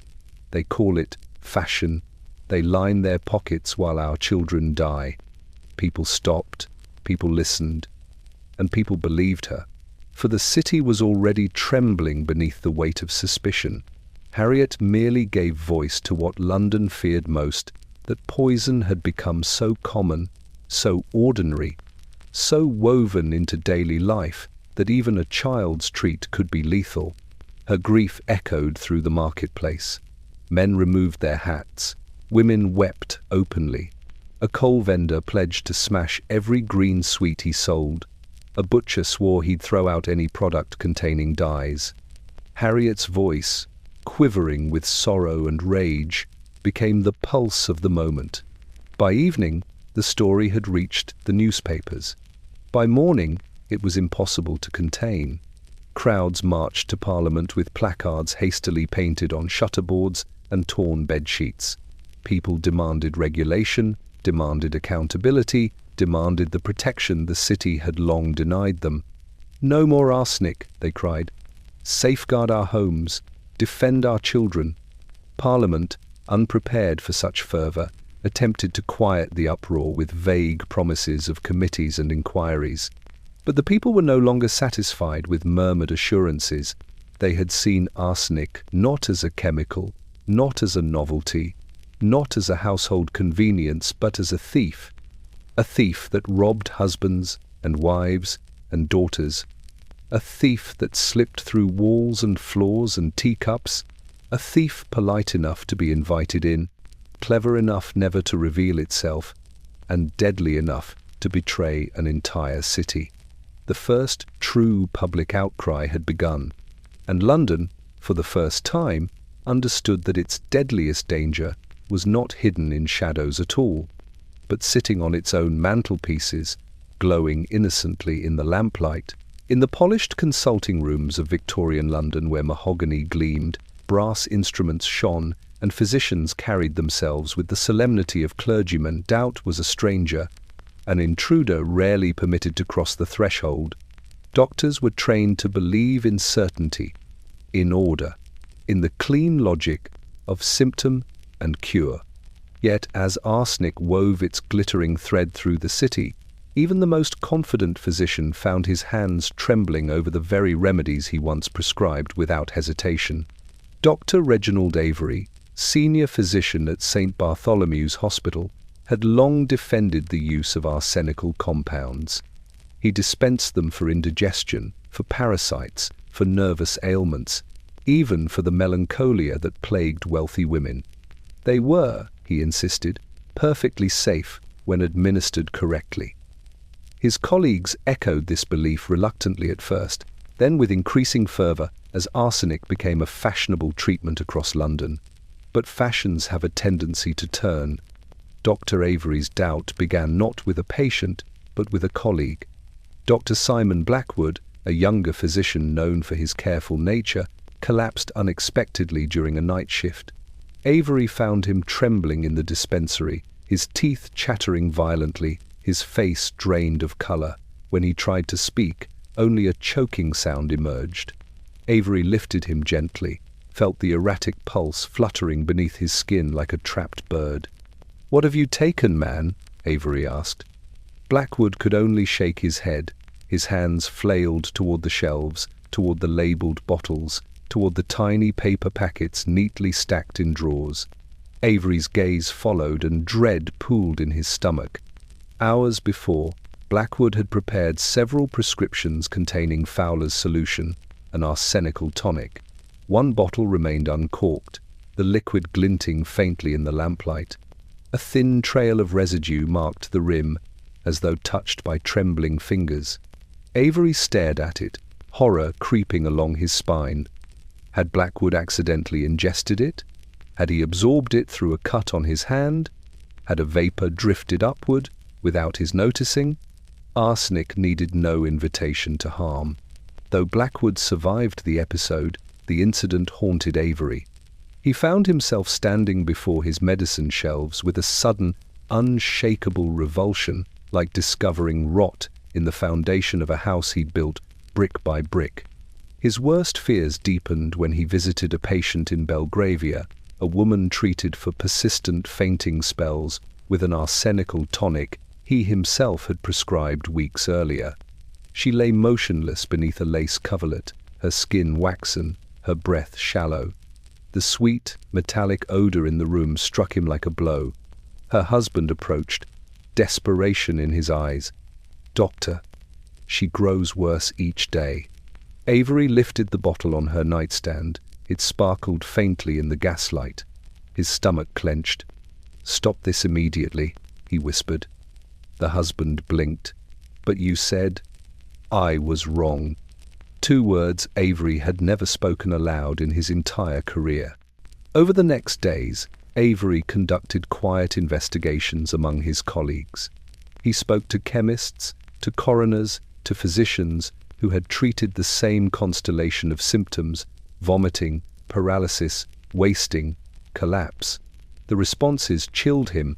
One doctor confessed that a child under his care had died after being given arsenical worm powder. Another admitted his patient's nerves had worsened, not improved, after each dose of a tonic. A chemist whispered that half the medicines on his shelves were tainted without his knowledge. The truth loomed monstrously large. London's doctors were poisoning their patients and themselves. Word spread quietly at first, like a rumor embarrassed by its own enormity. Then faster, with urgency, with panic, physicians began emptying bottles down drains. Tonic jars shattered against cobblestones behind hospitals. Prescriptions were rewritten. Patients demanded reassurance that no arsenic touched their remedies. For the first time in decades, the medical profession faced a crisis not of illness, but of identity. Who were they, if the very cures they trusted had become instruments of suffering? What authority could they claim if their prescriptions were no safer than the poisons sold by charlatans? What knowledge could they rely on when their textbooks praised substances that now filled graveyards? In the quiet hours, as Avery sat alone at his desk, he felt the weight of every life he might have harmed pressing upon his chest like a stone. The city had long feared cholera, typhus, consumption, but now it feared something far more intimate: a doctor's hand, a physician's bottle, a remedy dispensed in good faith. Arsenic had done more than kill it, had corrupted trust, eroded certainty, and revealed that even the healers of London were vulnerable to ignorance dressed as science. And as the doctors of the city looked upon their shelves with trembling hearts, London itself realized that fear of disease was nothing compared to fear of the cure. Parliament had long prided itself on its impermeability. Scandals washed against its stone walls like waves against a cliff, loud, furious, and ultimately harmless. The cries of the poor, the petitions of widows, the warnings of physicians, all had been received with polite nods and then quietly folded into oblivion. But arsenic was different. Arsenic did not respect class, or wealth, or privilege. It seeped through wallpapers in Mayfair, through baby bottles in Lambeth, through beer barrels in Manchester, And when poison touched the drawing rooms of the influential, Parliament discovered rather belatedly that silence was no longer an option. The first blow came from the newspapers. The Illustrated London Herald printed a woodcut depicting a skeleton in a chemist's apron ladling arsenic into a tea kettle. The headline beneath it screamed, "The city is dying and Parliament sleeps." Members of Parliament who had once dismissed the public outcry now found themselves receiving letters not only from their constituents, but from their own families. Wives complained of headaches near the green wallpaper in their boudoirs. Children suffered mysterious stomach pains after eating candies. Servants collapsed without warning. Even the Speaker of the House refused a plate of glazed pastries after noting their unnervingly vivid colour. Fear entered the chamber long before debate began. When the session opened on a cold January morning, the usual stiff formality seemed replaced with an uneasy restlessness. Members shifted in their seats, cleared their throats too often, glanced over their shoulders as though expecting death itself to stroll down the aisle. The first to address the House was Sir Thomas Eldridge, a man whose reputation for calm was well known, yet his voice trembled as he unrolled a sheet of paper. "Gentlemen," he began, "we stand today facing not a foreign threat, nor a riot, nor an economic crisis, but a poison that has infiltrated our homes under the guise of beauty, cleanliness, and progress." Murmurs rippled through the chamber. He continued, "Arsenic has been found in wallpapers, in confectionaries, in medicines, and it has killed not merely the poor, whose suffering we are sadly accustomed to overlooking. A few members stiffened, but the middle class, the upper class, even the families seated in this very room." A heavy silence fell. Then Eldridge delivered the blow that Parliament had most dreaded. A recent investigation reveals that at least 138 deaths last year can be tied to arsenic exposure in some form, and these are merely the cases we recognize. Several members paled. One reached instinctively for his cravat as if his collar had grown tight. Still, Parliament resisted. This resistance was not malicious. Merely habitual men, accustomed to inertia, find movement distasteful. The debate began. Some argued that regulation would cripple commerce. Others insisted arsenic was indispensable for pigments, rat control, and medicinal compounds. A few worn-out relics of older thinking claimed the public was overreacting, that hysteria was more deadly than arsenic. But then a figure rose whom few had expected. Lady Margaret Penrose, one of the rare women permitted to observe proceedings from the gallery. She held in her gloved hands a folded length of wallpaper, green, shimmering, beautiful. The speaker attempted to quiet her, but the gallery itself demanded she speak. Lady Penrose lifted the wallpaper and shook it gently. A cloud of fine dust drifted into the air, catching the sunlight like microscopic stars. "This powder," she called down, "killed my daughter." The chamber froze. She continued, her voice steady though her hands trembled. "I beseech this House stop calling arsenic progress. Stop hiding death behind elegance. My child died coughing in my arms, and I did not know the cause until it was too late. Do not let other mothers suffer the same ignorance." It was the sort of grief that could not be debated away. Members bowed their heads. Some removed their spectacles to dab their eyes. Even the most hardened industrialists shifted uneasily, the sheen of profit looking suddenly indistinguishable from guilt. By the end of the session, the tone had changed. Parliament, for the first time, acknowledged publicly that arsenic was not merely a household inconvenience or a medical curiosity. It was a national danger. A committee was formed. Experts were summoned. Proposals began to circulate for labeling requirements, pigment restrictions, chemical testing, and limits on public sales. It was not a victory yet, but it was the first crack in the fortress. Outside, Londoners gathered in crowds around the palace gates. When word spread that Parliament had finally finally begun to listen, a cheer rose through the fog-thick air. It was not a cheer of triumph, but one of exhausted hope. For arsenic had been allowed to glitter unchecked for too long. But now, at last, the city's cries had echoed through the halls of power, refusing to be ignored. And Parliament, though reluctant, had been forced to hear them. It began, fittingly enough, with colour, a shade of green so vivid, so luxurious, so impossibly alive that Victorians could not help but crave it. They pasted it onto drawing-room walls, nursery ceilings, parlour alcoves. Everywhere the soft glow of gaslight could coax its brilliance into bloom.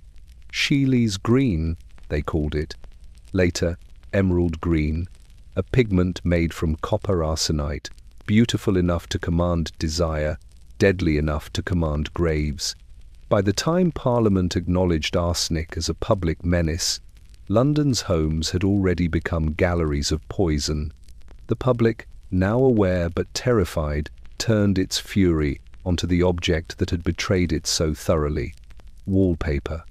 And thus began the wallpaper war. Merchants were the first to feel the attack.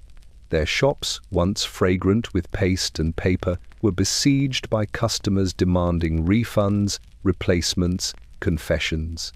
Rolls of green wallpaper were ripped from racks and flung into the street. Windows shattered beneath thrown stones. Posters appeared overnight declaring, "Strip your walls or strip years from your life. Beware the green death." Children pointed at wallpapered parlours and whispered as though seeing illness itself spreading across the plaster. Manufacturers protested, insisting their products were harmless, that reports of deaths were exaggerated. They hid behind claims of quality ingredients and trusted formulas, even as their factory workers coughed blood and developed sores no doctor could explain. But the public had grown wise. It no longer trusted delicate assurances wrapped in ribboned advertisements. One morning, in a townhouse in Kensington, a maid pulling down a floral wallpaper collapsed from the rising green dust. The event made headlines by evening. 2 days later, a solicitor recorded how the wallpaper in his nursery turned darker near the crib, where moisture activated the arsenic pigment, releasing invisible vapors.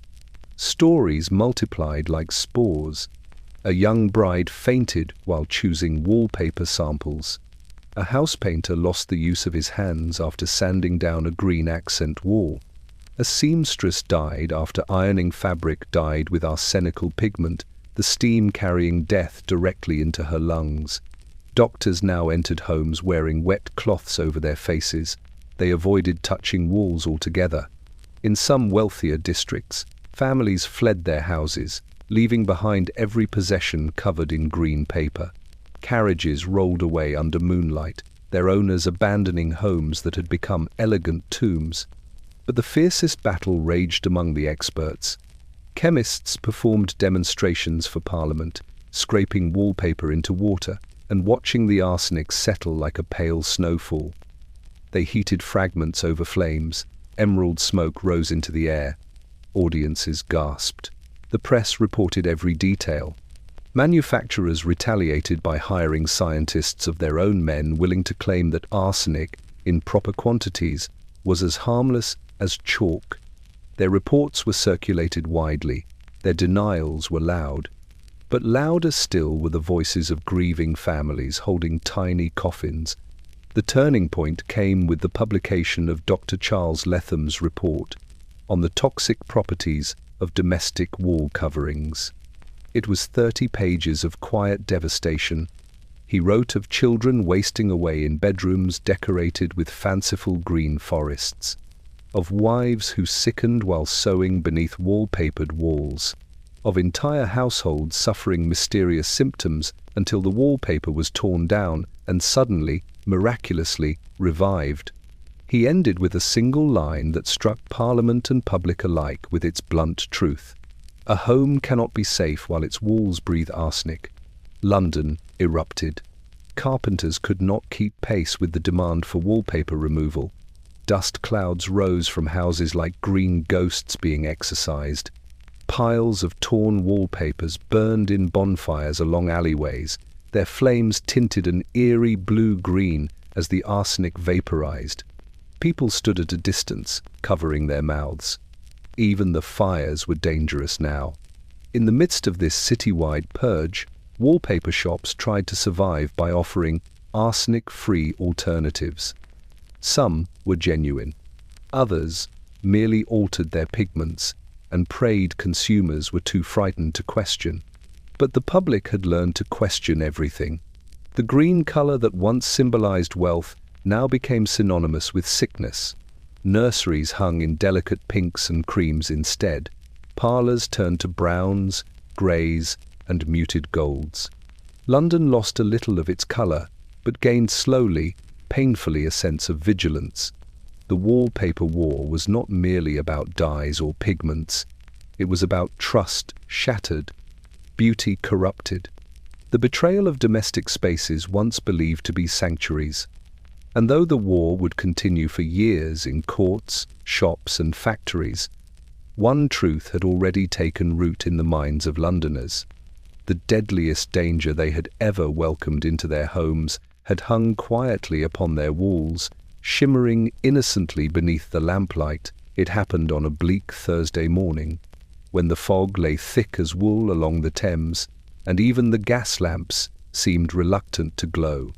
London was already trembling under the revelations of the wallpaper war, already bracing itself against the daily headlines of arsenic-laced sweets, fatal tonics, and suspicious collapses. Yet nothing, absolutely nothing, prepared the city for the knock heard at number 14 Hanover Place. For it was there, behind a polished black door and brass knocker shaped like a lion's head, that one of London's most respected gentlemen was taken into custody, Mr. Silas Harwood, guardian of the heiress Charlotte Ashbury, patron of charitable societies, host of elegant winter soirees, a man whose reputation had seemed unassailable, smooth as marble, cold as marble too. Two constables arrived in a discreet carriage, hoping to avoid spectacle. But London devours spectacle. The street filled within minutes. Curtains twitched. Servants whispered from basement steps. Harwood himself answered the door, impeccably dressed, expression composed as if expecting visitors for tea. "Mr. Harwood," the senior constable said, removing his hat, "you are to accompany us on suspicion of attempted murder by arsenical administration." A gasp rippled through the crowd like wind over tall grass. Harwood's eyelids flickered just once. Then he smiled. "A misunderstanding," he murmured. "Of course I will accompany you."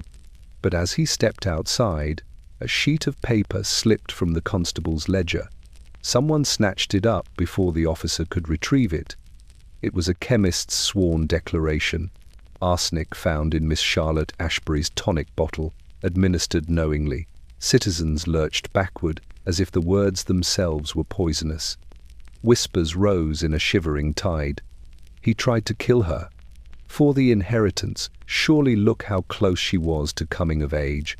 The girl is lucky to be alive. Harwood's jaw tightened. For the first time in years, the mask cracked.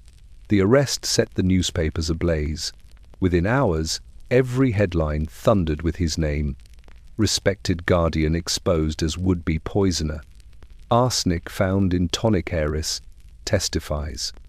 The dark side of refinement. Society man charged with foul intent. Miss Charlotte Ashbury, still frail from her long exposure, was escorted from her home under heavy blankets and heavier scrutiny. The city watched her every step, fascinated by the girl who had survived a death more elegant and far quieter than a blade or bullet, a death designed to leave her looking simply delicate. Inside the magistrate's office, Harwood maintained his composure with a chilling calm. "I merely sought to strengthen my ward," he insisted. "The tonic was medicinal. If traces of arsenic were found, then the chemist is at fault. Surely you do not suggest that I, Silas Harwood, would harm my own niece?"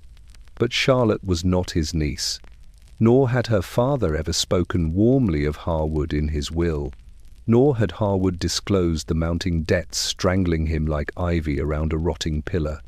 When confronted with these facts, Harwood's veneer began to crumble. His fingers twitched, his breath quickened. Yet still he smiled, thinly, bitterly. "You want a villain," he whispered. "London is starving for one, and so you make me into its monster." Perhaps that was true, but the evidence was damning. The tonic bottle, the chemist's ledger, Mrs. Hartley's testimony, Charlotte's symptoms, and the pale dust found on Harwood's study desk, a dust that glittered faintly under lamplight. By nightfall, the news of his arrest had spread from Mayfair ballrooms to East End taverns. It was not merely the crime that shocked the city, it was the realization that Arsenic's shadow had reached into the very heart of respectability. If a man like Harwood, a gentleman of means, manners, and impeccable standing, could wield poison so quietly, so rationally, so deliberately, then anyone could. London felt exposed, as if every handshake hid an agenda, every teacup a threat. Harwood's arrest became less a criminal proceeding and more a symbol the moment the city realized how deeply arsenic had seeped into its morals, its ambitions, its understanding of human nature. That night, as Harwood sat in Newgate Gaol under the dim light of a single lantern, he whispered to the stone walls, "I am no worse than the rest of them." And London, listening from afar, feared he might be right. No trial in recent memory had drawn such a crowd. Londoners, half panicked and half fascinated by Arsenic's ghostly dominion, flocked to the Old Bailey as if attending a grim theatrical performance.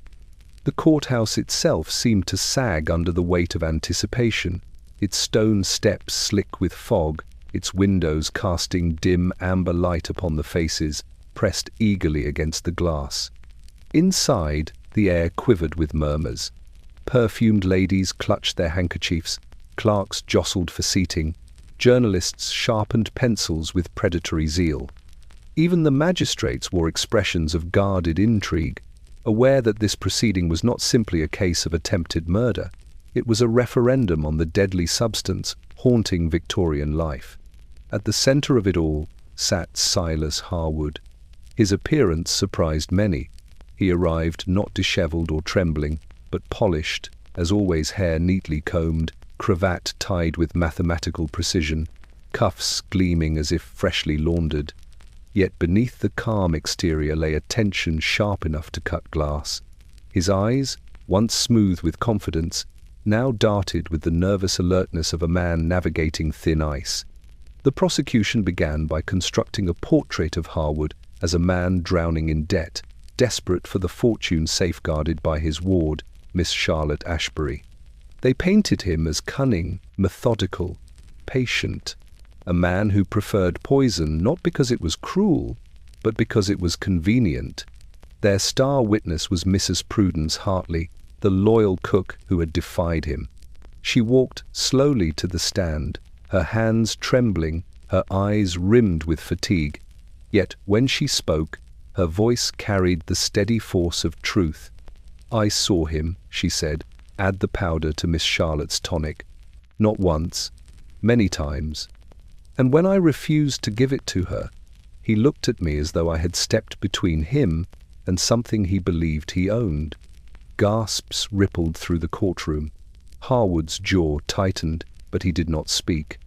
Next came the chemist, Mr. Oliver Merton, pale, exhausted, but resolute. He testified that Harwood had purchased arsenic on multiple occasions, always under vague pretexts. He described the faint, bitter metallic scent of the tonic bottle brought to him for analysis. He spoke of the glittering residue that confirmed his fears. It was deliberate, the chemist concluded, measured, intended. Charlotte herself appeared, escorted by a doctor. Frail but determined, she approached the witness box with a quiet dignity that drew sympathy from every corner of the room. When asked what she remembered, she replied softly, "I trusted him. I believed he cared for me. But each dose made me weaker. I thought I was failing. I did not know I was being diminished. The room held its breath. Harwood looked at her then, not with affection or remorse, but with a strange, wounded pride, as though she had betrayed him by surviving. When the defense rose, they argued everything they could, that the chemist had mismeasured, that the tonic had been contaminated at the source, that Charlotte's symptoms were from exhaustion, that Harwood's purchases of arsenic were for household pests. They conjured uncertainties, like magicians pulling scarves from empty air. But arsenic leaves little room for ambiguity. The judge, solemn and tired, finally addressed Harwood directly. "Do you deny," he said, "that your ward fell grievously ill while under your care, and consuming remedies you alone administered?" "I deny intent," Harwood replied, voice trembling with the last vestige of his pride. "I deny malice. I deny that I am the villain London craves." Villain or not, the evidence weighed like stones upon him. The jury deliberated for only 1 hour. When they returned, silence gripped the courtroom with icy fingers. "Guilty," the foreman announced. "Guilty of attempted murder by the administration of arsenic." Charlotte released a trembling breath. Mrs. Hartley bowed her head. Harwood closed his eyes, not in remorse, but in resignation, as though he had always known this moment would come. Journalists erupted into frantic scribbling. Spectators whispered feverishly. Outside, bells tolled in the fog, echoing through the streets like the measured breath of a city, exhaling relief and horror simultaneously. London had its poisoner, and yet Harwood was only one man in a city filled with deadly temptations. As guards escorted him away, his parting words drifted across the court. "You think this ends with me? London is drowning in arsenic. I am merely the first to be caught." His voice lingered even after he vanished from sight. None present could forget it. None dared to believe it wasn't true. In the weeks following Silas Harwood's conviction, London simmered with morbid curiosity. If arsenic had infiltrated homes, parlours, tonics, wallpapers, if it had taken husbands, mothers, children, how, the public wondered, could one even see it? How could such an invisible killer be recognized, let alone halted? That question hung heavily in the city's air, until the coroner of Middlesex, Dr. Elias Whitby, announced a public demonstration at the Royal College of Surgeons. It was to be an educational presentation. He claimed nothing sensational, nothing theatrical. Yet every Londoner knew instinctively that something dramatic was coming. By the time the event commenced, the hall was filled to breaking. Doctors stood shoulder to shoulder beside chemists, magistrates pressed into corners, ladies fanned themselves anxiously in the gallery.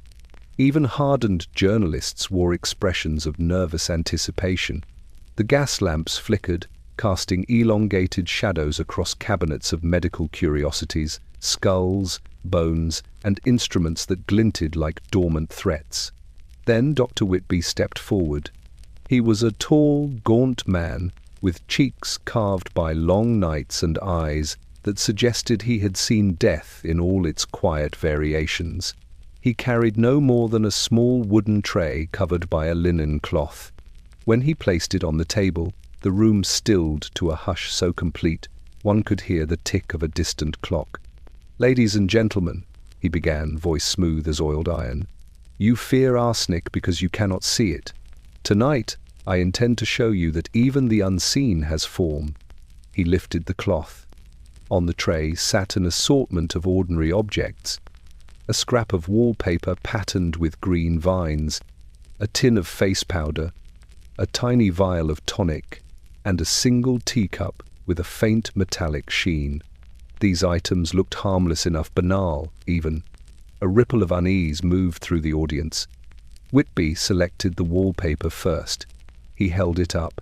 The lamplight illuminated the brilliant green pigment, beautiful as uncut emerald. "This very wallpaper," he said, was removed from a nursery after a child died of mysterious wasting. Watch closely. He dipped a small piece into a glass of water. Within seconds, a dust-like residue drifted out, swirling like pale smoke beneath the surface. "That," Whitby said quietly, "is arsenic leaching." A murmur rose. Several onlookers covered their mouths. Next, he opened the face powder. He stirred a tiny amount with the tip of a silver spoon. The powder shimmered a lovely, deadly glint. "Applied daily to cheeks," he said, breathed in with each brushstroke. "The skin absorbs it as faithfully as the lungs." He poured a few grains into a flame. The fire flared a grotesque blue-green. Gasps erupted from every corner.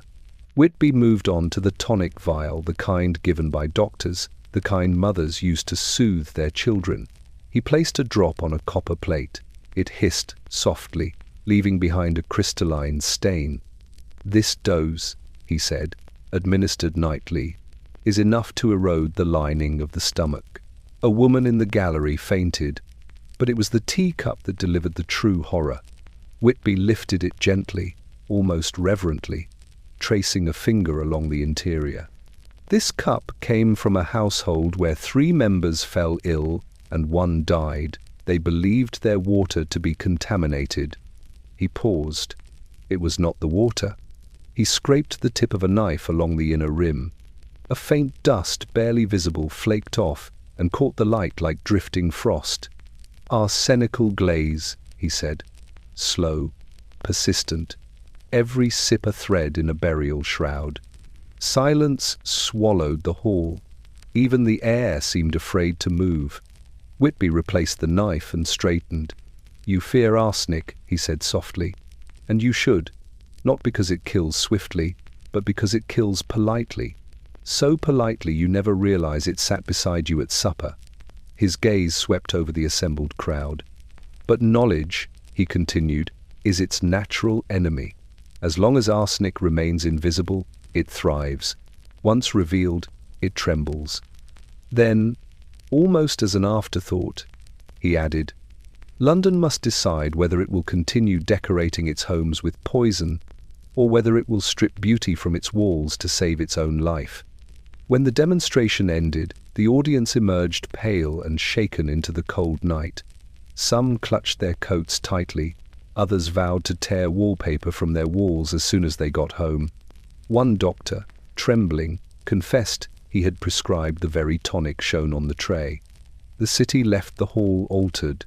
Arsenic was no longer a rumor, no longer a whispered fear. It had shape, color, behavior proof.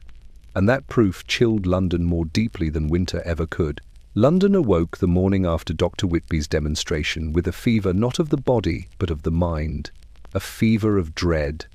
A fever of urgency. A fever that drove even the most stubborn homeowners to rise from their breakfast tables, look upon their richly papered walls, and feel as though the rooms they had once admired were glaring back at them with poisonous intent. It happened slowly at first. A single family in Pimlico tore down their wallpaper after a child awoke with violent retching. The scraps were dumped into the street, curling like sickened leaves. Neighbors whispered, then followed. Within days, the entire terrace had exposed walls, raw plaster glowing chalk white, where emerald patterns once bloomed. By week's end, London resembled not a city, but a patient mid-surgery. From Whitechapel to Mayfair, wallpaper was being stripped in frantic layers. Rolls were dragged out of windows, tossed into alleyways, burned behind stables. Bonfires glowed green and blue as arsenic pigments ignited, flames shimmering with unnatural hues that drew grim crowds. Mothers shielded their children from the smoke. Fathers stamped out embers that spat and hissed like angry spirits.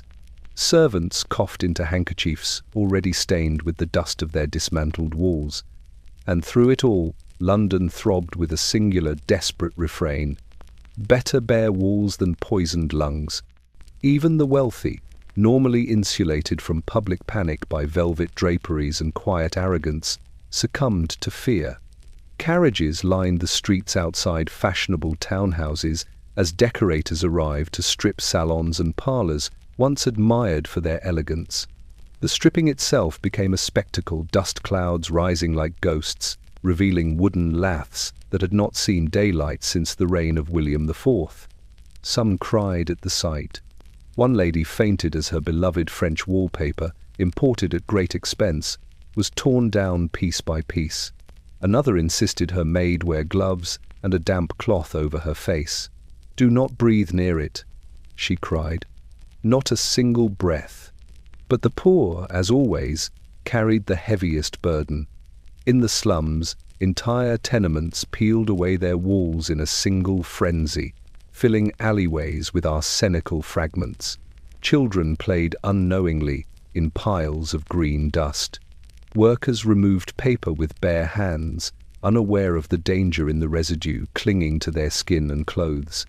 Many fell ill not from the poison trapped on their walls, but from the poison released in their haste to escape it.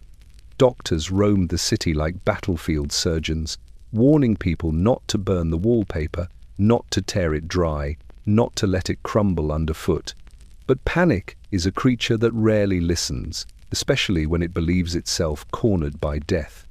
One evening, a group of chimney sweeps gathered outside a townhouse in Kensington, preparing to strip the walls of its nursery. The mother stood behind them, white-faced, clutching a small wool bonnet. "My son slept there," she whispered, "every night, and every morning he woke pale, weaker." The sweeps entered, returning hours later coated in green dust, their faces streaked with sweat. The mother offered them extra pay, but one shook his head. "Ma'am," he said gently, "money don't stop poison." She collapsed into tears. Elsewhere, a landlord forced his tenants to strip an entire building in a single day or be evicted. The stairwells filled with choking clouds of pigment. Babies cried. Old men wheezed. More than one tenant ended that night vomiting into the street. Still, the city pressed on. Even Parliament joined the frenzy. Members ordered the immediate removal of wallpaper in several government offices. One corridor smelled faintly of vinegar and damp plaster for weeks afterward. Clerks joked nervously that they had been working inside a powder keg. No one laughed. But amid the chaos, something remarkable began to happen. London grew plainer and safer. Walls once adorned with curling emerald vines now stood stripped and stark. Parlours lost their shimmer, nurseries their whimsical forests, dining rooms their fashionable landscapes. Gaslight no longer danced upon dangerous pigments, it simply illuminated what remained. Bare plaster, bare wood, bare truth. And strangely, people found comfort in that nakedness. The absence of colour became a symbol of vigilance, of knowledge wrested from ignorance, of survival. Magazines even began publishing articles celebrating the aesthetic of honest walls, encouraging homeowners to consider simplicity over splendour. For the first time, London looked at itself and saw not elegance nor poverty, not fashion nor taste, but the cost of trusting beauty without question. Arsenic had stripped the city of its ornaments, and in doing so, it had revealed its bones. The chambers of Westminster had rarely known such persistent pressure. The clamour was not of shouting mobs nor of violent demonstrations, but of relentless evidence, unyielding grief, and the quiet weight of a city unwilling to be ignored. London had been poisoned not by war, not by plague, but by its own indulgence, its own desire for beauty, comfort, and domestic elegance. And at last, Parliament could no longer feign ignorance. The debate began early on a frosty morning, when the fog pressed against the windows like a silent witness. Members shuffled in, coats damp, gloves wringing the warmth from their fingers. Clerks scurried with parchment.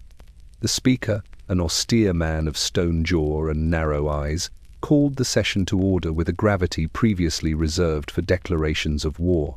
Sir Thomas Eldridge rose first. His voice, usually measured and composed, carried the tremor of suppressed outrage.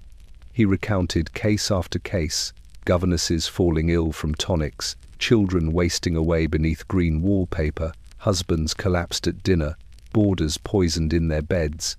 He named houses, chemists, manufacturers, and apothecaries, each instance a thread in the vast tapestry of negligence and death. The assembly listened, shifting uneasily in their benches, glancing at one another, as though the blame might skip from witness to witness and alight upon their own heads. Next, Dr. Elias Whitby stepped forward, carrying samples of wallpaper, powder, and tonic. He demonstrated again the properties of arsenic, the slow release from pigments and powders, the invisible ingestion by those who believed themselves safe. Gasps rose from members who had dismissed the danger as theoretical. Even the senior physicians in attendance recoiled, suddenly aware of their own complicity. Whitby's calm, deliberate movements gave the demonstration the weight of inevitability poison made palpable, undeniable, and visible. At last, Lady Margaret Penrose, who had borne the grief of her daughter's near death from arsenical exposure, was called. She spoke quietly, almost whispering, yet every word struck like a hammer. She described the pallor, the trembling, the wasted strength of her child, the slow realization that what had been trusted as medicine and beauty had been weaponized. "I do not accuse," she said, voice steady despite tears, "because accusation is futile against what no one dared name. But I demand protection for other children, other mothers, other households." The room fell into silence. The weight of London itself seemed to press upon the chamber. For weeks, months, perhaps years, the city had suffered quietly, its citizens believing that death was a distant neighbor, a misfortune confined to the poor, or a curiosity of rare science. Now it became clear that the danger had been ordinary, pervasive, and invisible, lurking in the very walls powders and tonics meant to comfort and protect. Finally, the legal drafters proposed a bill precise, unyielding, and revolutionary in its simplicity. It demanded strict regulation of arsenical compounds, required labeling, enforced testing of pigments, powders, and tonics, and established penalties for negligence. Manufacturers and chemists would be accountable. Homes, nurseries, and parlors would no longer be silent conduits of death. Debate was fierce. Merchants protested, citing commerce and tradition. Some physicians grumbled, fearing constraints on their remedies. Yet the tide of evidence, the cries of grieving families, and the undeniable demonstrations left Parliament with no choice. Every voice that had ignored or dismissed the issue now joined in unanimous acknowledgement: the law must pass. By evening, the bill was read a final time. A clap of the Speaker's gavel echoed through the chamber like a judgment. Votes were tallied. Every member present approved. The law passed. Outside, Londoners poured into the streets, fog swirling around gas lamps and chimneys. Some wept. Some laughed softly. Some simply inhaled the cold air as if tasting freedom for the first time. The city had acknowledged its vulnerability. It had legislated its protection. For the first time, arsenic would no longer move unchallenged from chemist to household, from powder to pore, from wall to lungs. Yet even in triumph, there was a bitter undertone. Countless lives had already been touched, weakened, or ended. Justice, while finally articulated in law, could not undo what had been lost. Still, the passage of the bill offered the city a measure of control, an acknowledgement that beauty, convenience, and comfort must never again be allowed to conceal peril. And as the fog rolled over Westminster, spilling into the streets of London, the city breathed a cautious sigh, aware that vigilance had become the only true safeguard against its own elegance turned deadly. By the time the sun rose over the soot-darkened roofs of London on that cold morning, the city had already begun to exhale a collective reckoning. The passage of the law regulating arsenical compounds had not only changed statutes, but had transformed the very perception of domestic life.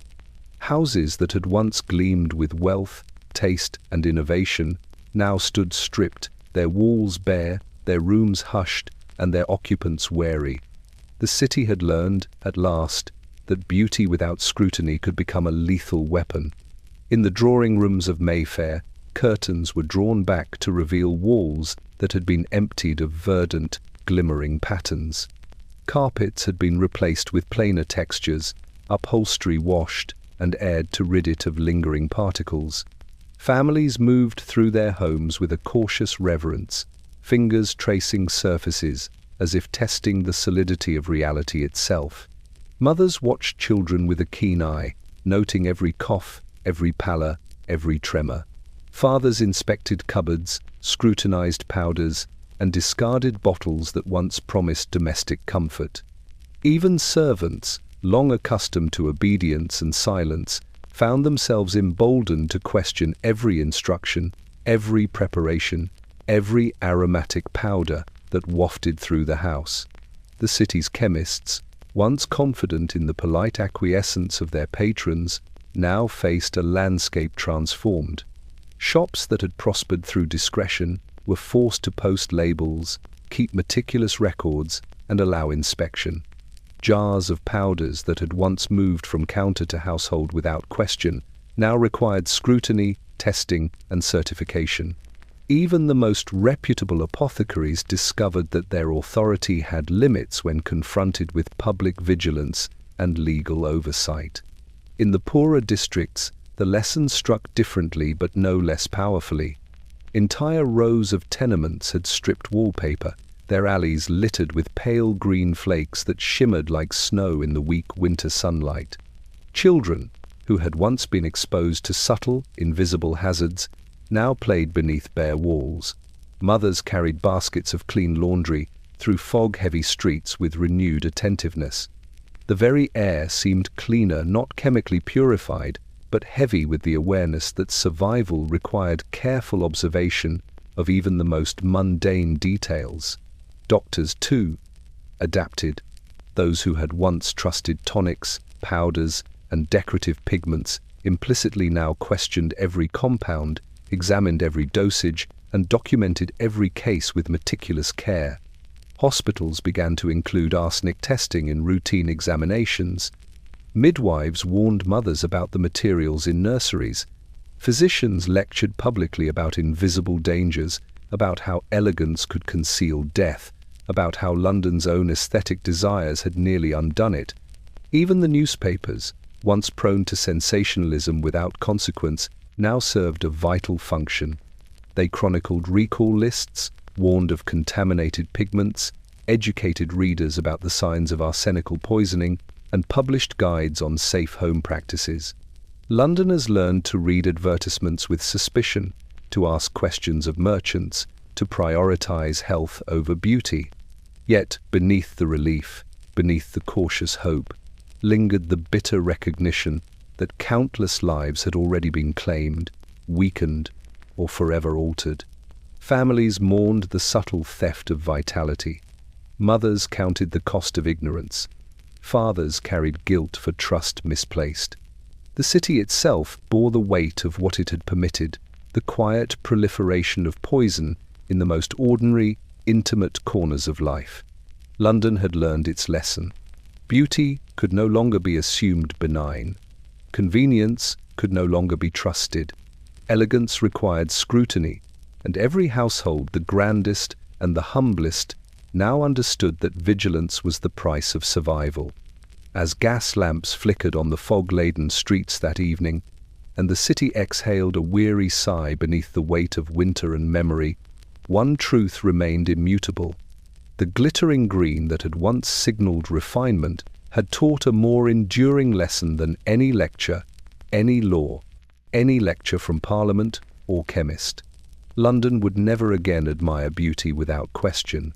And, perhaps, that vigilance would preserve its breath for generations yet to come.